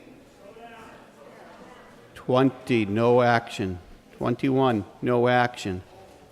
You want to hold 21. Does anybody have an actual amendment or substitute motion on 21? Because if you don't, we're not going to talk about it. Do you still want to hold it? Okay, someone said hold. They better have an emotion. Yes, sir.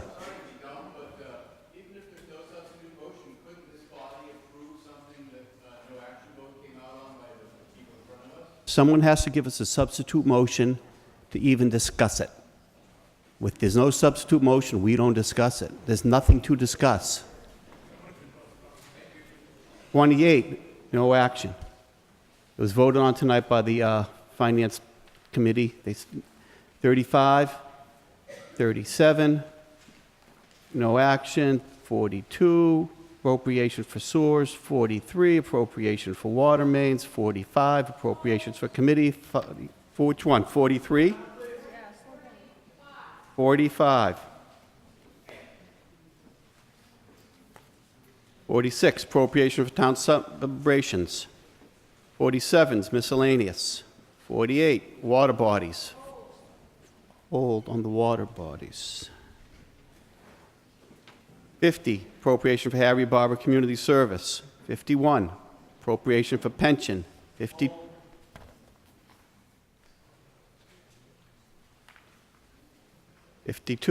appropriation.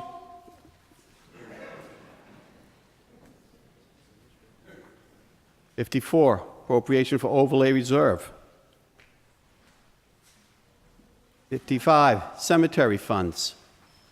56, free cash. Free cash. You want to hold free cash? All right. Long-term stability. Appropriation for long-term stability. And 60, it's a no action vote. Okay. So on the ones we're not holding, we're going to take a vote en masse for all of those. If you're in on what? You want me to read them again? I don't understand the question.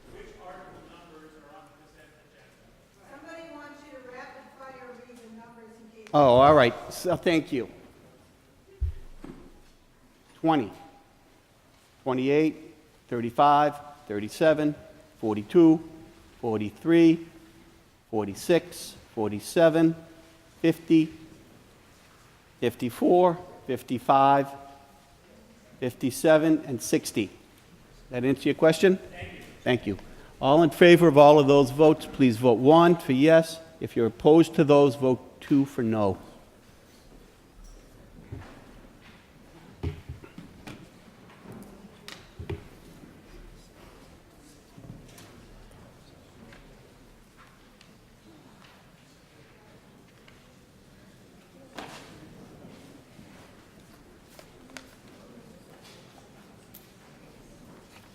They're all affirmative votes, 190 in the positive, 3 in the negative. They all pass. Thank you. That brings us now to Article 18.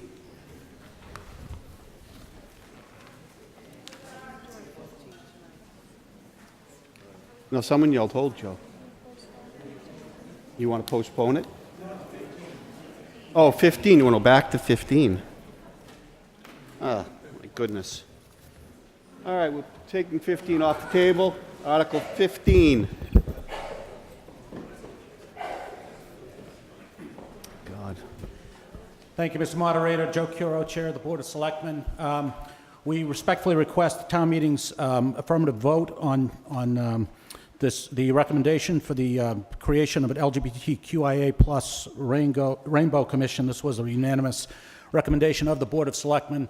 Somebody helpfully suggested that I explain the acronym. It is a long acronym. It's lesbian, gay, bisexual, trans, queer, questioning, intersex, asexual, and the plus is kind of more expansive. And if that sounds confusing or complicated, that's because this is a complicated area, and it's an area that deserves attention.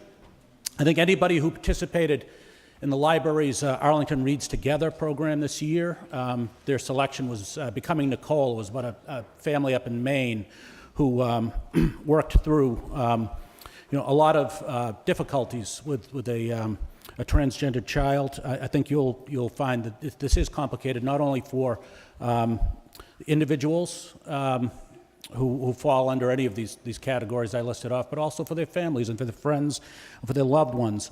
I think one of the most common questions that we've received is, why isn't this just simply handled through the Human Rights Commission? The Human Rights Commission has a very broad writ. Primarily, it's to handle dispute resolution for a whole number of potential areas for discrimination, although they do have an advocacy and coordination role as well. I mean, some of the areas that the HRC works on, they deal with age discrimination, they deal with discrimination on the basis of disabilities, they deal with discrimination on the basis of veteran status. Well, we actually have separate councils and commissions for a lot of those areas. We have a Council on Aging, Board of Youth Services, and Arlington Youth Health and Safety Coalition, a Veterans Council, Council on Disabilities. This all really forms, fellow town meeting members, this forms part of the web of human services that we provide here in the town. And each of these bodies actually serves a very important advisory role and coordination role, and that's what's proposed here this evening. You know, the town of Arlington does currently provide quite a few services in this area, but they're fairly well dispersed. The Arlington Youth Counseling Center has counselors who actually specialize in working with youth. The library has quite a few programs. Our schools, both our middle schools and our high schools, have gay-straight alliances. Our Council on Aging has programs for seniors. And we have private nonprofit groups, such as the Mystic LGBTQ Youth Support Network, which works in conjunction with the Arlington Center for the Arts. And I know we have representatives from the network here this evening, as well as the co-chair of the Human Rights Commission, who had brought this to our attention initially, which is the reason I had postponed, so that they could be available for additional purposes. So we see this as being just part of what Arlington does. That this town meeting stepped up last year and unanimously voted to add gender identity and expression to our list of protected classes under our anti-discrimination bylaw, and we hope that you'll see fit to support the Board of Selectmen's recommendation on this as well. Thank you. Thank you, sir. Yes, ma'am.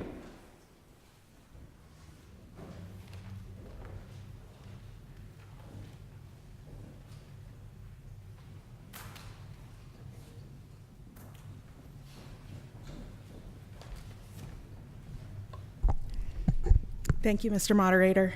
Hi, I'm Mel Goldsipe, a new town meeting member from Precinct 20 and co-chair of the Arlington Human Rights Commission, which voted unanimously to support Article 15.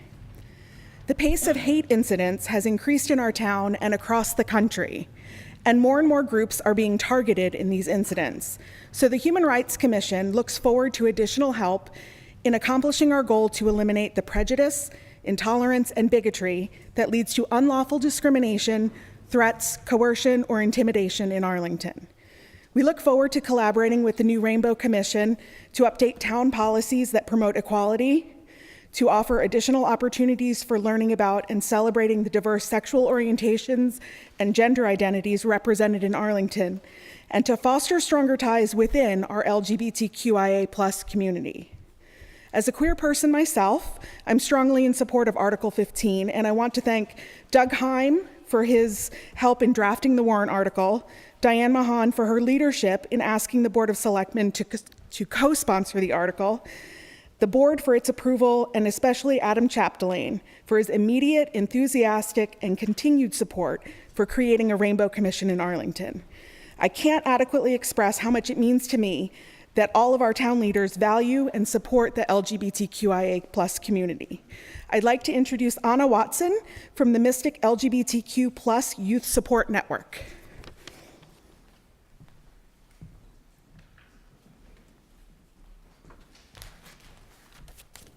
Hi, thank you. Name and address, please. Oh, yes, thank you. Anna Watson, Precinct 12. Thank you, Mel, and to the Arlington Human Rights Commission for championing LGBTQ+ rights, as well as to the Board of Selectmen for their unanimous vote of approval on the Rainbow Commission. And thank you, town meeting members, for allowing me to speak this evening. Briefly. And I'm speaking as the president of the Mystic LGBTQ+ Youth Support Network, which is nicknamed Queer Mystic. It's a grassroots all-volunteer organization. And I'm also speaking as a lesbian who has lived in Arlington for over 20 years. And over the years, I have noticed that LGBTQ+ citizens of Arlington, as well as LGBTQ+ people considering moving here, would benefit greatly from a centralized place where they can get questions answered, as well as find each other for networking and socializing and support. As an out lesbian who's very active in community organizing, I have often functioned as a one-woman support team for some of these folks, fielding everything from pleas for information from concerned parents of LGBTQ+ youth to requests for information about school climate from LGBTQ+ parents and even school staff, to complaints about the lack of activities for LGBTQ+ folks without children. So clearly people have a need, and these are just a few of the things that I've fielded over the years, and clearly people have a need to find LGBTQ+ specific information about Arlington. And I'm so excited about the possibility of a Rainbow Commission that would be able to accommodate all of these kinds of requests, and so much more. We need a place where we can share that our police force supports the LGBTQ plus population and actively reaches out to us, that our Council on Aging sponsors activities for LGBTQ plus elders, that our library runs a queer book group, that we not only have GSAs in the middle school and the high school, but that currently a pilot program is running in Brackett Elementary School as well, an age-appropriate pre-GSA, the Rainbow Alliance. To finish up, I'd like to stress that the Rainbow Commission would support our LGBTQ plus youth in so many ways, providing them with information and opportunity to participate in LGBTQ plus cultural events, as many of our youth have limited or no exposure to LGBTQ plus adult role models other than in the media. The Commission would also be able to support our schools in understanding and implementing supports for LGBTQ plus students. In fact, just yesterday, I found myself wishing we already had a Rainbow Commission so that some thought could be put into preparing students for school trips abroad where they may experience discrimination. And this is because my son just came back from a school trip to France where he experienced homophobia from his host family, and they did not know that his moms are gay. In our town bylaws, we say, we will be known by the warm welcome and respect we extend to all. A Rainbow Commission would help so much with LGBTQ plus visibility and community, benefiting the entire population of Arlington. Thank you. Thank you, ma'am. Mr. Tully? Pass. Gentleman in the black shirt right in the middle. Nope, not you, Mr. Manju. Yep.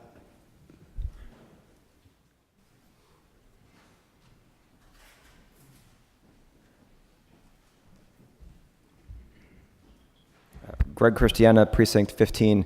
So I'm a very good friend of the LGBTQ community and have been for years, but I wasn't always. I grew up very kind of hostile to, say, homosexuality. And I will bring this back to the committee, and I do have specific questions about it. So Mr. Moderator, if you would offer me just a little bit of latitude. I've come a long way in my values over the years. I'd like to think my principles have not changed, my values have. And what's allowed me to do that is dialogue, like sincere, open, frank dialogue, right? Living with people who are gay, who I didn't know were gay and came out years later. And it probably would have taken me a much longer time to kind of come around on these issues and see them differently. If I didn't have the luxury of that dialogue with people that I built very close, intimate relationships over the years as friends, and seeing the struggles that they went through as they had to endure transformations in their lives and their relationships around them, and seeing their pain firsthand. So when I saw this warrant article, I think the same question is probably a lot of folks, which, is this actually necessary? There is a Human Rights Commission, for instance. I think some of that was addressed in the earlier speakers, so I'm not going to go too much into that. But I do still have questions about, like, to what extent will this commission promote dialogue on the issues surrounding LGBTQ community and their lifestyle and how that interfaces with the rest of the community. Specifically, what I find, and I'll focus just on this issue because that's what's before us, is that there are many issues that people are very divided on, who have very different values, very different perspectives.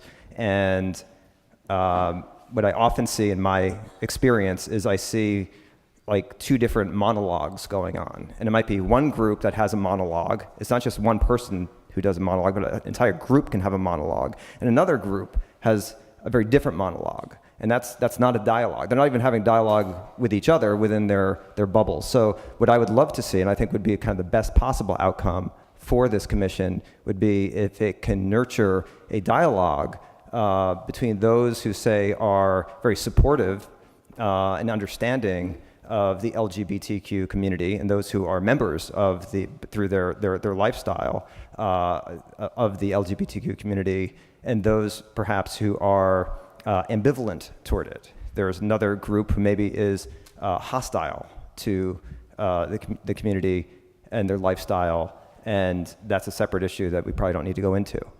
But if there's dialogue, I think a lot of progress can be made, real progress, not just progress within the already supportive bubble. So if someone from Mr. Moderator, if someone perhaps either from the Board of Selectmen who voted on this, or someone who is kind of putting this article before us, could speak to the extent to which this commission will encourage and support dialogue within the community between, say, the communities that are supportive of the LGBT community and those who are more ambivalent toward it, to bridge that divide so that everyone can gain more perspective from this. Anyone? Mr. Currow, you want to address this issue? Thank you very much, Joe Curo, Chair, Board of Selectmen. I think that the recommended vote doesn't specifically address what you're saying, Mr. Christiana, but the specific mission is education, advocacy, and collaboration with other town agencies, schools, and community groups. And I think we found in our experiences with any commission or committee, a lot of what happens with it really depends upon the quality of the members that are appointed to it. And in our experience, we've had a lot of high-quality members and volunteers who've stepped forward for our committees and commissions. An awful lot of this room serve on those. So I think, to an extent, giving life to that phrase and what you're speaking to, I think really depends on high-quality members coming forward and volunteering to serve. Great, thank you. It definitely has my vote, and I wish it the best. Thank you. Thank you, sir. Mr. Manju?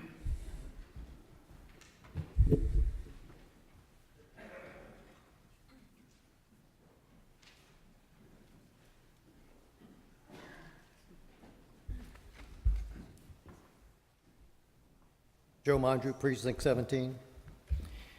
It's important to understand something. One could be against this proposal without being a bigot.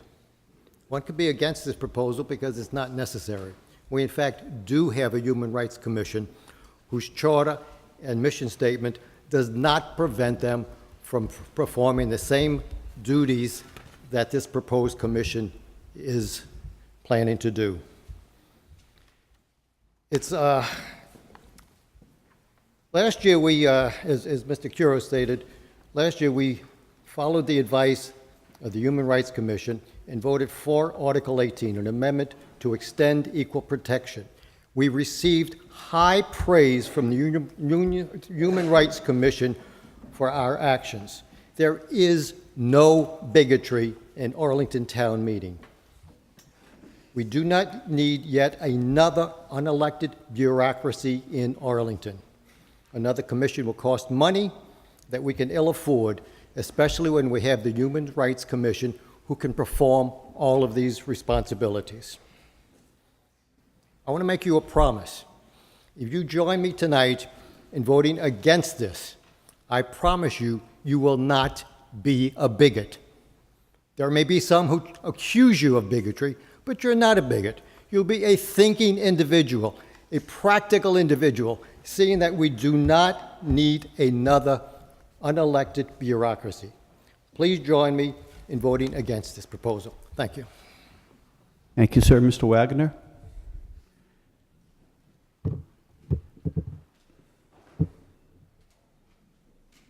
Thank you, Mr. Moderator. Carl Wagner, Precinct 11. I move to terminate debate on the question.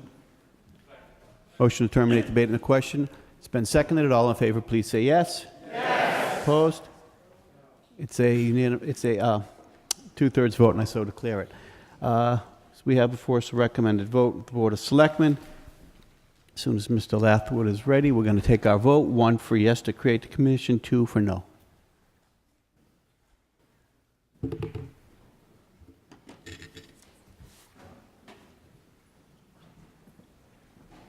is 15.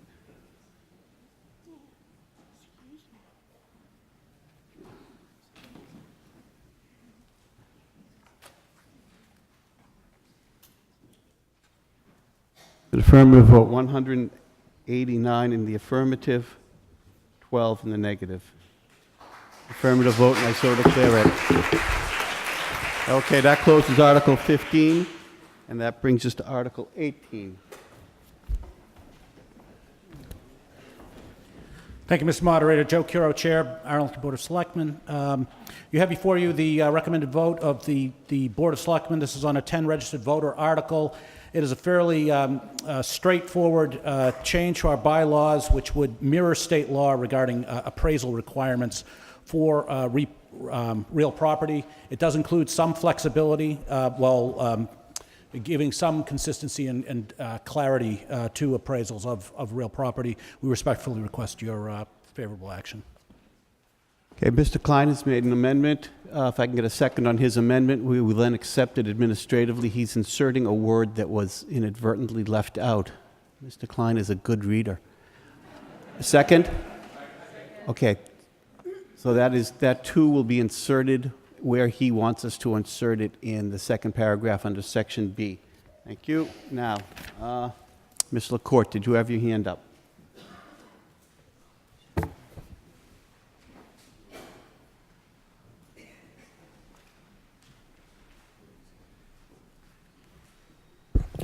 Annie LaCourte, Precinct 15. I feel obligated to confess that I'm the one that put this article on hold. I didn't do that because I oppose the article, I actually support the article, but I thought it was an article that was worthy of some explanation for the meeting. And so I wanted to ask the proponents of the article if they would explain their thinking and how they came to process this article. And Mr. Moderator, may I ask that one of the 10 registered voters speak to the article? If Ms. Reynolds is here. Ms. Reynolds or Mr. Ruderman? Ms. Reynolds isn't in the room. Can't answer your question. Anybody else signed this 10 registered voter article? Mr. Ruderman. Mr. Ruderman, who's next on the list.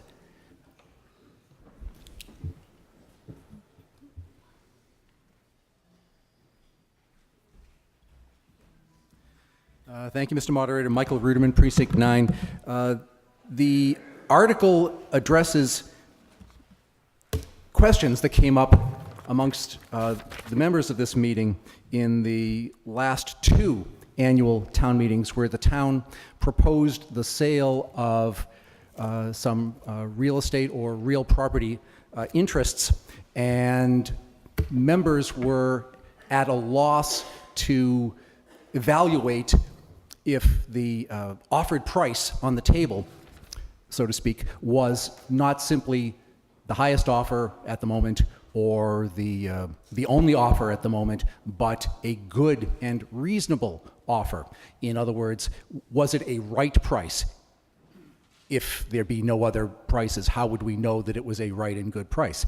Appraisers furnish not only an opinion of value, but in the details of their reports, they provide an answer to just those questions. Why they feel that a particular price is a good one, whether it be evaluated on the basis of sales of comparable properties, whether it be the income producing potential or the replacement value. All of these factors are taken into account, and they would answer questions that came up in the discussions in the previous 2 years on just this type of action, which town meeting must authorize before the Board of Selectmen is empowered to sell such assets. So that was the genesis of the article.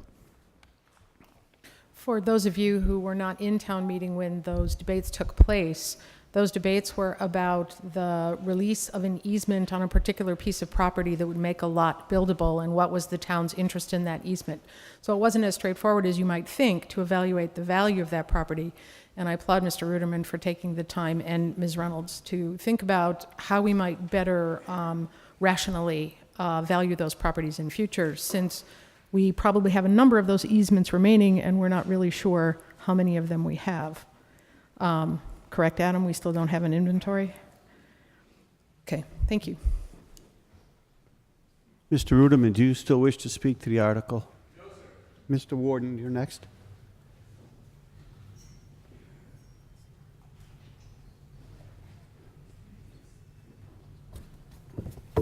Thank you, Mr. Moderator. John Warden, Precinct 8. I'm in favor of this amendment to the bylaws, but I have a question, a problem with the last sentence of paragraph B, which reads, "The town may hire an appraiser, but is not required to do so." I don't know who in the town is going to decide, well, we're going to do an appraiser for this one because we don't like that fellow very much, but this guy's our buddy, so we won't bother doing an appraisal in this case, or hiring an appraiser. I think there should be a uniform standard. If the town is going to dispose of property and they adopt this rather elaborate procedure to do it fairly and not just fair to a property owner, to a buyer, but to the town of Arlington and the taxpayers thereof. So I would move, I don't know if I can do this, Mr. Moderator, without something in writing which I do not have ready, to strike that last sentence from item B. Thank you. Maybe we can have someone fill that out for you. Do we have a second on that?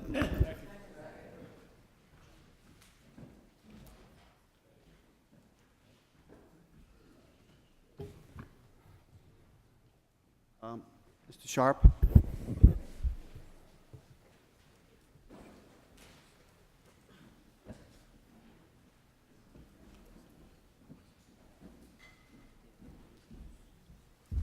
Ted Sharp, Precinct 7. I'd just like to point out that part of the debate that we had in the prior years was not just about establishing the true market value of some particular commodity that the town happened to own, but what was the fair thing to do with respect to that asset and the property owner. The point being that the town of Arlington is not in the business of property speculation.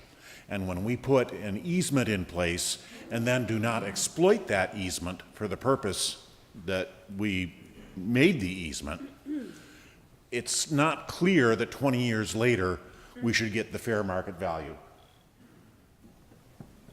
And I just want to point out that there are, I'm in favor, I intend to vote for this, but establishing the fair market value is only one factor that goes into what's fair to do in disposing of a town asset. Sometimes the town should not expect to get the fair market value because we took it for some other purpose. Thank you, sir. Mr. Rearig?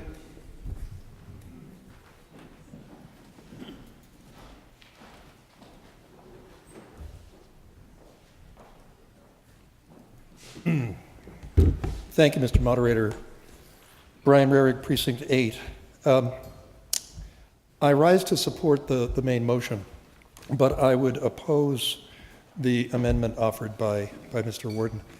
This is really about, as has been said, the sorts of instances that we've encountered a couple times in recent years, where the town is asked to release what are called exterior lines, a theoretical roadway path that the town reserves the right to build over property that the town does not own. And those instances that have come up, a landowner has asked that those exterior lines be released because there is no intention, absolutely zero possibility or intention of the town ever building the road that it's continuing to reserve the right to build. I am not generally in favor of the town giving up rights without compensation. However, we need to remember what this is really about, which is that circumstance, which is a very difficult thing to value because it's sort of the unique circumstance where talking about a fair market value is a very difficult thing to establish because there's only one buyer and there's only one seller in the transaction. There are no other possible buyers and there are no other possible sellers. There are no equivalent sales to look to. So it's a very, very difficult thing to value. Professional appraisers still do it every day, but they don't do it for nothing. So the reason that I oppose Mr. Warden's amendment is that it could very easily, we could find ourselves in the circumstance where the town is talking about something that might be worth a couple $1,000, and we could wind up having to have a $3,000 appraisal in order to determine that. So I think that retaining that discretion is appropriate. So I would urge you to oppose the amendment but support the main motion. Thank you. Thank you. Mr. Dunn? Dan Dunn, Precinct 11. So this came before the board. We had a hearing on it. And I was not an excited voter for it, but the thing, because I thought it was a little bit of overkill, but the reason that I was able to support it in the end was because it has the flexibility that I think that the town manager needs when making determinations about sale. And so that brought me to supporting the main motion. However, Mr. Warden's amendment would strike the very flexibility that made this acceptable to me. And so I urge you to reject the amendment. And if the amendment is approved, I'll be voting against the main motion. Thank you. Thank you, sir. Mr. Rubin again.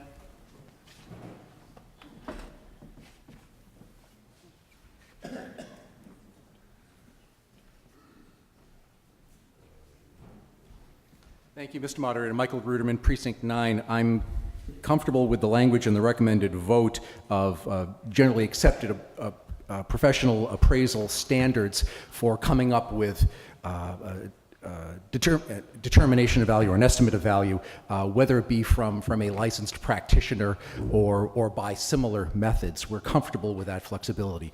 And just to a point raised by a previous speaker, it is entirely proper and customary, if the town so chooses, to make the costs of the sale, whether or not the sale is actually completed, make the costs prior to the sale part of the burden on the purchaser, that in order to buy this piece of property from us, you have to pay for the certain costs before the closing, whether or not we decide to sell.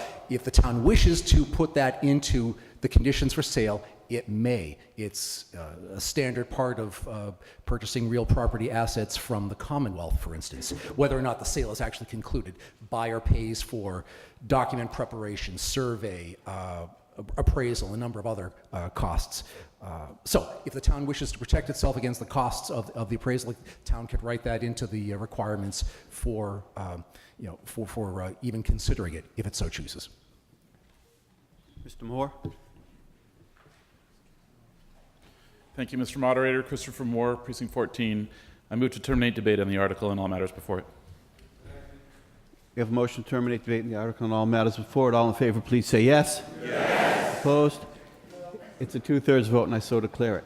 We have now before us the recommended vote of the Board of Selectmen, and we have Mr. Warden's amendment. First, we will vote on Mr. Warden's amendment to strike out the last sentence of paragraph B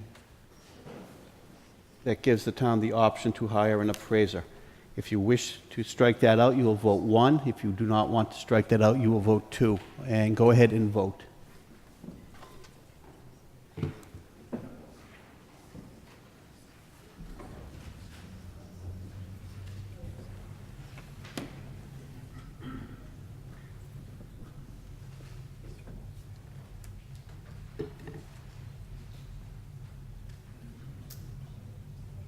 It's a negative vote, 24 in the positive, 176 in the negative. The amendment is defeated. That brings us to the main motion as presented by the Board of Selectmen. As soon as Mr. Lathwood's ready.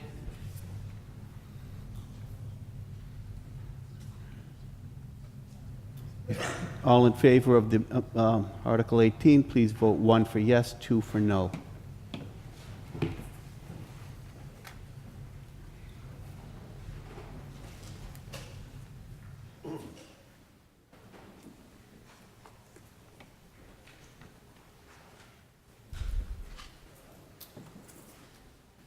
It is positive vote 198 in the affirmative, 5 in the negative. That is a positive vote in 18. I so declare it, and that closes Article 18. It brings us to Article 19. Appointment of Town Treasurer.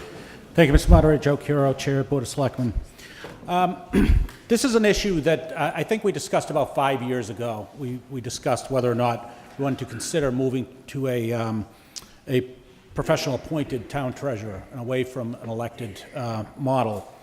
It's been some time since then, and I think it was discussed shortly before I joined the board. We get, I think on a monthly basis, we get email updates from the Department of Revenue, the Division of Local Services, and frequently they'll give us an update as to how many communities have moved towards appointed professional treasurers. And at this point, it's about 2/3 of the communities in the Commonwealth. By the last count, there were only 4 communities left in Massachusetts with populations greater than 30,000 that still retain an elected model. And those are Holyoke, Chicopee, Attleboro, and Arlington. And I will say that Holyoke, Chicopee, and Attleboro generally aren't, communities that we're modeling ourselves after. I'm not trying to knock them. I'm not trying to knock them. Not trying to knock them. Well, I got myself in trouble with Framingham too. Not trying to knock them. Mr. Carmen, as you know, he spoke very. He gave us a very excellent treasurer's report at the beginning of the meeting this evening. His first full business day on the job, he appeared before the Board of Selectmen, and he appeared with a plan in which he is actually in the process of starting to devolve and delegate many of his responsibilities to the professional deputy treasurer and collector of taxes, Mr. Morse. He described in his testimony before us when we heard this article, and also in his later appearance before the board, an approach that he was starting to develop on how to really segment and define the different duties of this office. We have a successful track record in Arlington of hiring excellent professional financial individuals. Mr. Pooler is one. We go through a vetting process for the comptroller. We've gone through a vetting process for our other financial professionals, director of assessments as well. This would be consistent with some of those practices. In the proposal before you, which was adopted by a majority of the board, we do propose that a vote be put before the voters of the town on the 2018 ballot. So this would be a change that would be in the purview of the voters of the town. If this were to be adopted, Mr. Carmen would serve out the end of his to the end of his term, and the ultimate change would be executed at that point. We respectfully request your support of this proposal, and thank you very much for your consideration. Thank you, sir. Mr. Hayner.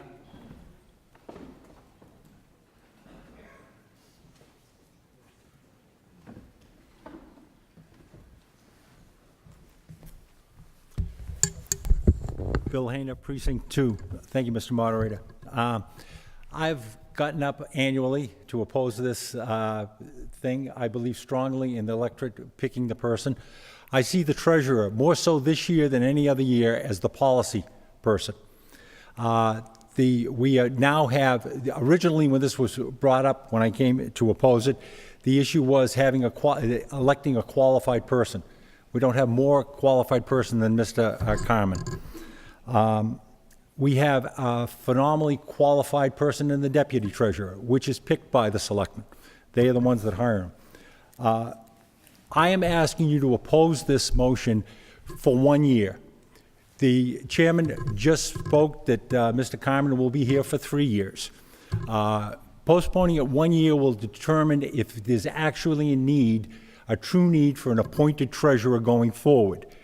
Mr. Carmen has already talked about delegating a lot of the treasurer's things to the deputy treasurer on a regular basis. I truly believe that the independence of a treasurer, and that independence by you, the people electing them, not just the town meeting, the entire town, for policy making. I see this as an important thing. Waiting 1 year will not make it or break it to have this. If it is not working, then I will be the first one to support it a year from now, and it comes forward, and then we would elect, the election would take place again before Mr. Carmen's term ends. So I'd ask you to vote against it tonight, not opposing the concept, but give it 1 more year to see if it works. Give Mr. Carmen a chance to show you that the policy person in the elected treasurer is a valuable thing to the people of Arlington. Thank you. Thank you, sir. Mr. Ruderman?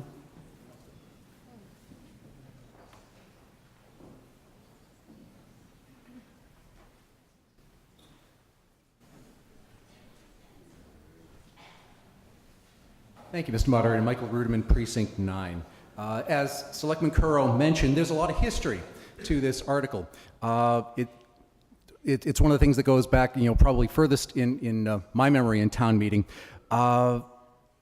A lot has to do with how various departments, which means the people in those departments, work, collaborate, cooperate, get along. In the years that this article has come up and been rejected, there have been quite a few changes in personnel. We have a new town manager, new town comptroller, new school CFO, new deputy town manager, a new finance director, on the town side. There are a lot of changes. Let's consider this today, please. Mr. Good, if I may have the slides.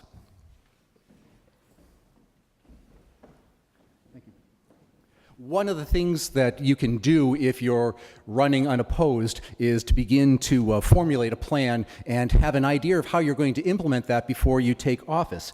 On April 3rd, Mr. Carmen did come before the Board of Selectmen and begin to present not only what he saw as the vision of the Treasurer's office, but the steps that he had already been taking to bring that into effect. As you see, the very first, and these are excerpted from the supplementary materials in the agenda for the Selectmen's meeting that night. Already he is proposing and putting into force one of the salient desires that the proponents of this article have been bringing to us as the rationale for so many years, to have a professional finance person in charge of the office, to have a professional finance person in charge of the day-to-day operations of the office. From the very beginning of his term, Mr. Carmen is ensuring that this will take place. Not easy to do because you're selecting somebody who's been part of the staff in a role as a part of the team and designating this person to become part of management. Well, he's working through those issues. It's going to take a lot of discussions, and so far, everything looks like people are on board. If the slides look a little bit wordy, it's because I want to point out how many different people are being consulted and involved in the process, in personnel, town manager, town council. It is truly a collaboration that's being inaugurated here, as well as working together to draft what is being called this memorandum of understanding or agreement that will set forth the future course of the collaboration among and between all these offices. If you could have taken the debate back 5 years, 7 years, 11 years, this is one of the key goals that has been proposed every time that this article has come up. Getting these departments to work together, or as Mr. Carmen said that very night, we're all on the same team here. And I might say that he met with a very, very positive reception from all the selectmen. And I quote them from the good work that ACMi does in providing video on demand. It's all there in the coverage of the meeting. Now, ironically, on the very same night on the selectmen's agenda was consideration of various warrant articles to come before us, including this one, Article 19. So as I was sitting there in the hearing room, I leaned forward into my seat because I thought, okay, the selectmen are going to present the plan for what they want to do.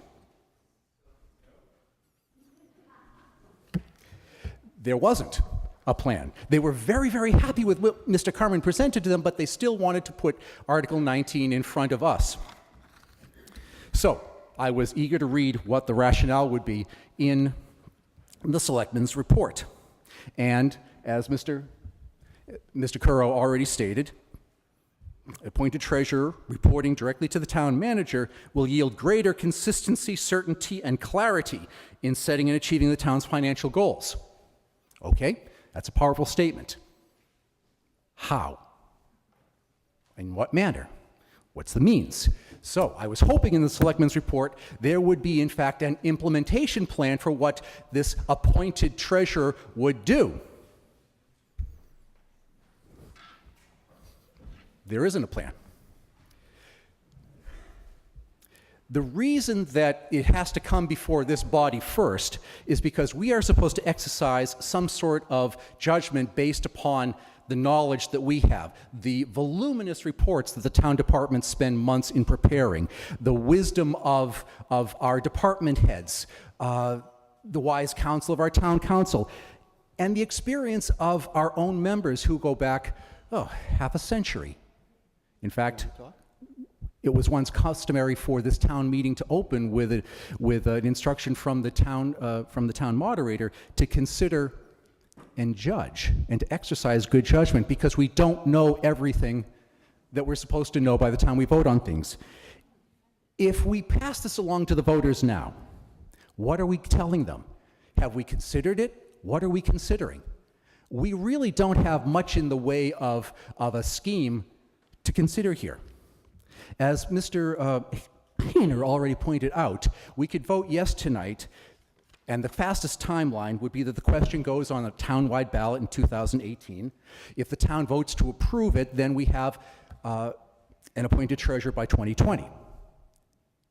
Now, I'll tell you, I'm opposed to this. If we wait a year, vote no tonight, allow the selectmen to present a real plan for us to consider and exercise our judgment upon, and if we send that to the voters, and if the voters decide to approve it, we arrive at having an appointed treasurer in 2020. The difference? There is no difference.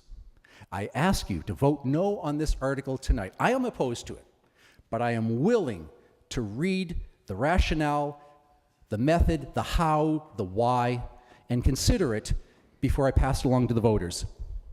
And I ask you to do so also. Thank you, sir. Ms. LaCourte.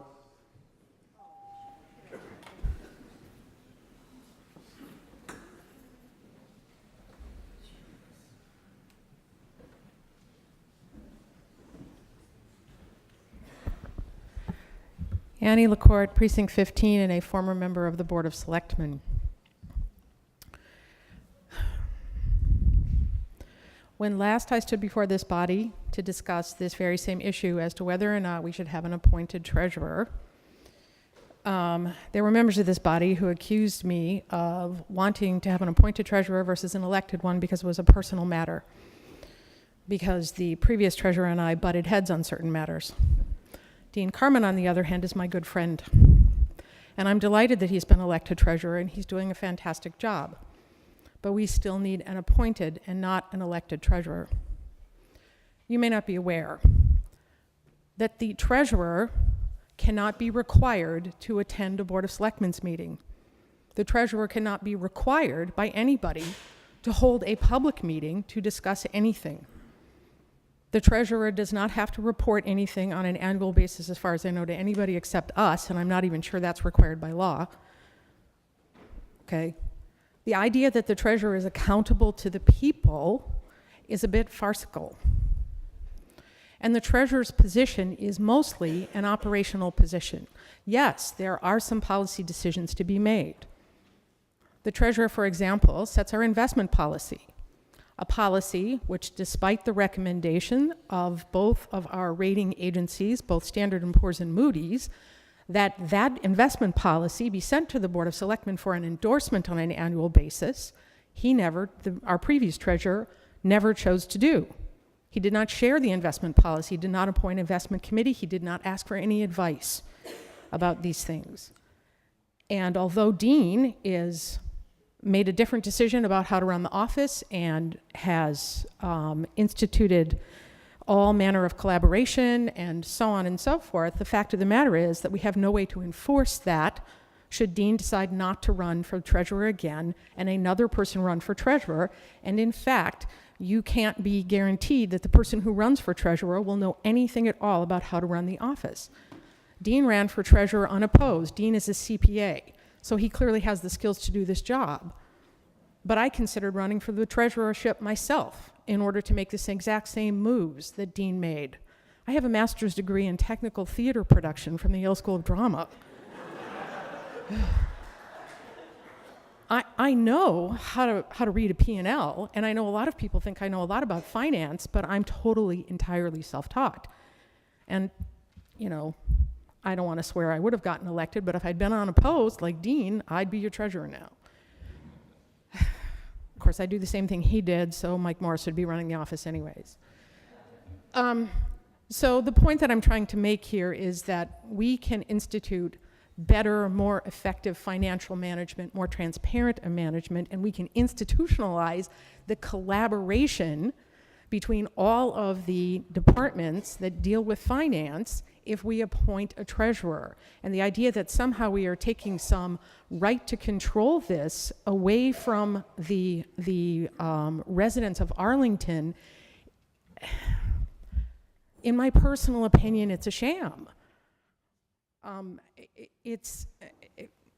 They're not required to understand the necessary skill set. They don't interview the person. They don't look at a resume. They just vote for a name on a ballot. And then that person doesn't have to appear before them or make any public statements for another 3 years, and then they can say whatever they want about what they did for the last 3 years. There was no public meeting in which they had to expose their decisions to a debate. And therefore, who knows? We've been very, very lucky that we had very, very good treasurers who elected, that both Mr. Gilligan and his predecessor were excellent at their jobs in many ways.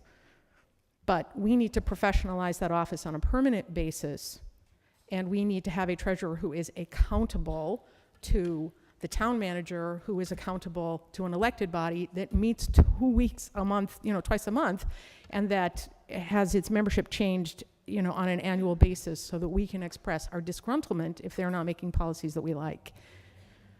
In terms of preventing corruption, state law takes care of that. It requires that at least one of our financial professionals be hired directly by the Board of Selectmen and not the town manager, so that that person can serve as a whistleblower and report to the selectmen if they feel like anything is going wrong.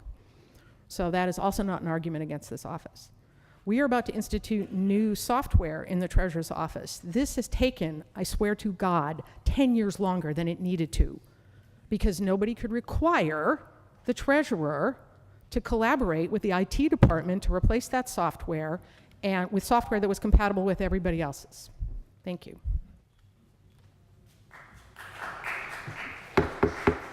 Mr. Helmuth.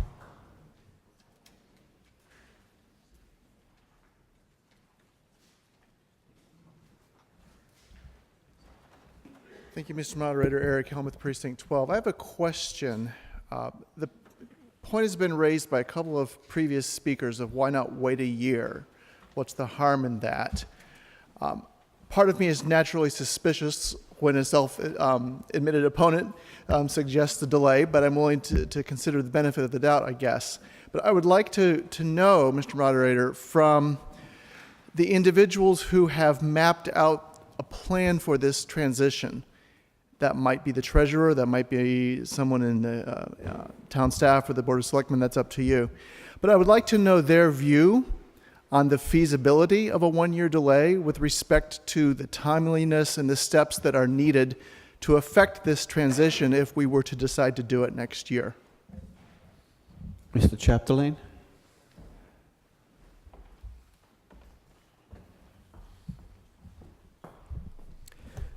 Adam Chapdelaine, Town Manager. I guess the only thing I'd say is there will be a number of bylaw adjustments or amendments that we'll need to make the potential for an appointed treasurer match up with the way we want to operate. There'll be some internal changes we'll most likely want to make in terms of the way we actually are structuring communications between the treasurer, the deputy town manager, myself, the board of selectmen. So I think affording town meeting the time to make those bylaw adjustments in lead up to the actual transition would be a benefit of doing it next year. It would be a tighter timeline if we pushed it out a year, but I don't think it would be, it wouldn't be a deal breaker. Thank you. I appreciate that, and I appreciate the honest opposition to this measure. But I support this article, and I've been here long enough to know that we've had this discussion many times. But just hearing how many more towns have done what we need to do now just really reinforces to me that we're long past the time as a town our size where we could be a city. And if you open up your treasurer's report that the treasurer walked us through and look at the size of those numbers and look at the risk that is incurred if bad decisions are made in how those numbers are invested or that money is collected, and then ask yourself, how is this person hired? The treasurer walked us through a pretty daunting set of figures, and I appreciated it, and I learned something, and I barely got most of it because I'm not a financial professional. We got lucky that one person who was qualified ran for the office this time. We may not get so lucky. What would happen? I think a previous speaker outlined exactly that scenario. That is not a risk I'm willing to take with my money, with your money. Thank you. Thank you. Mr. Tosti, you're next. Did you want to talk? Mr. Moderator, it would seem that since it's 11 o'clock, perhaps we should start this again on Monday. Okay, we have a motion to adjourn. Do I have any notices of reconsideration? Mr. Tosti has given reconsideration on special town meeting number 5, annual town meeting 35, 37, 42, 43, 46, 47, 50, 54, 55, 57. Any others? Notices of reconsideration? If not, all in favor of adjournment, please say yes. Yes. A no? We'll see you again Monday night, 8 o'clock promptly. You'll be the next one on the list.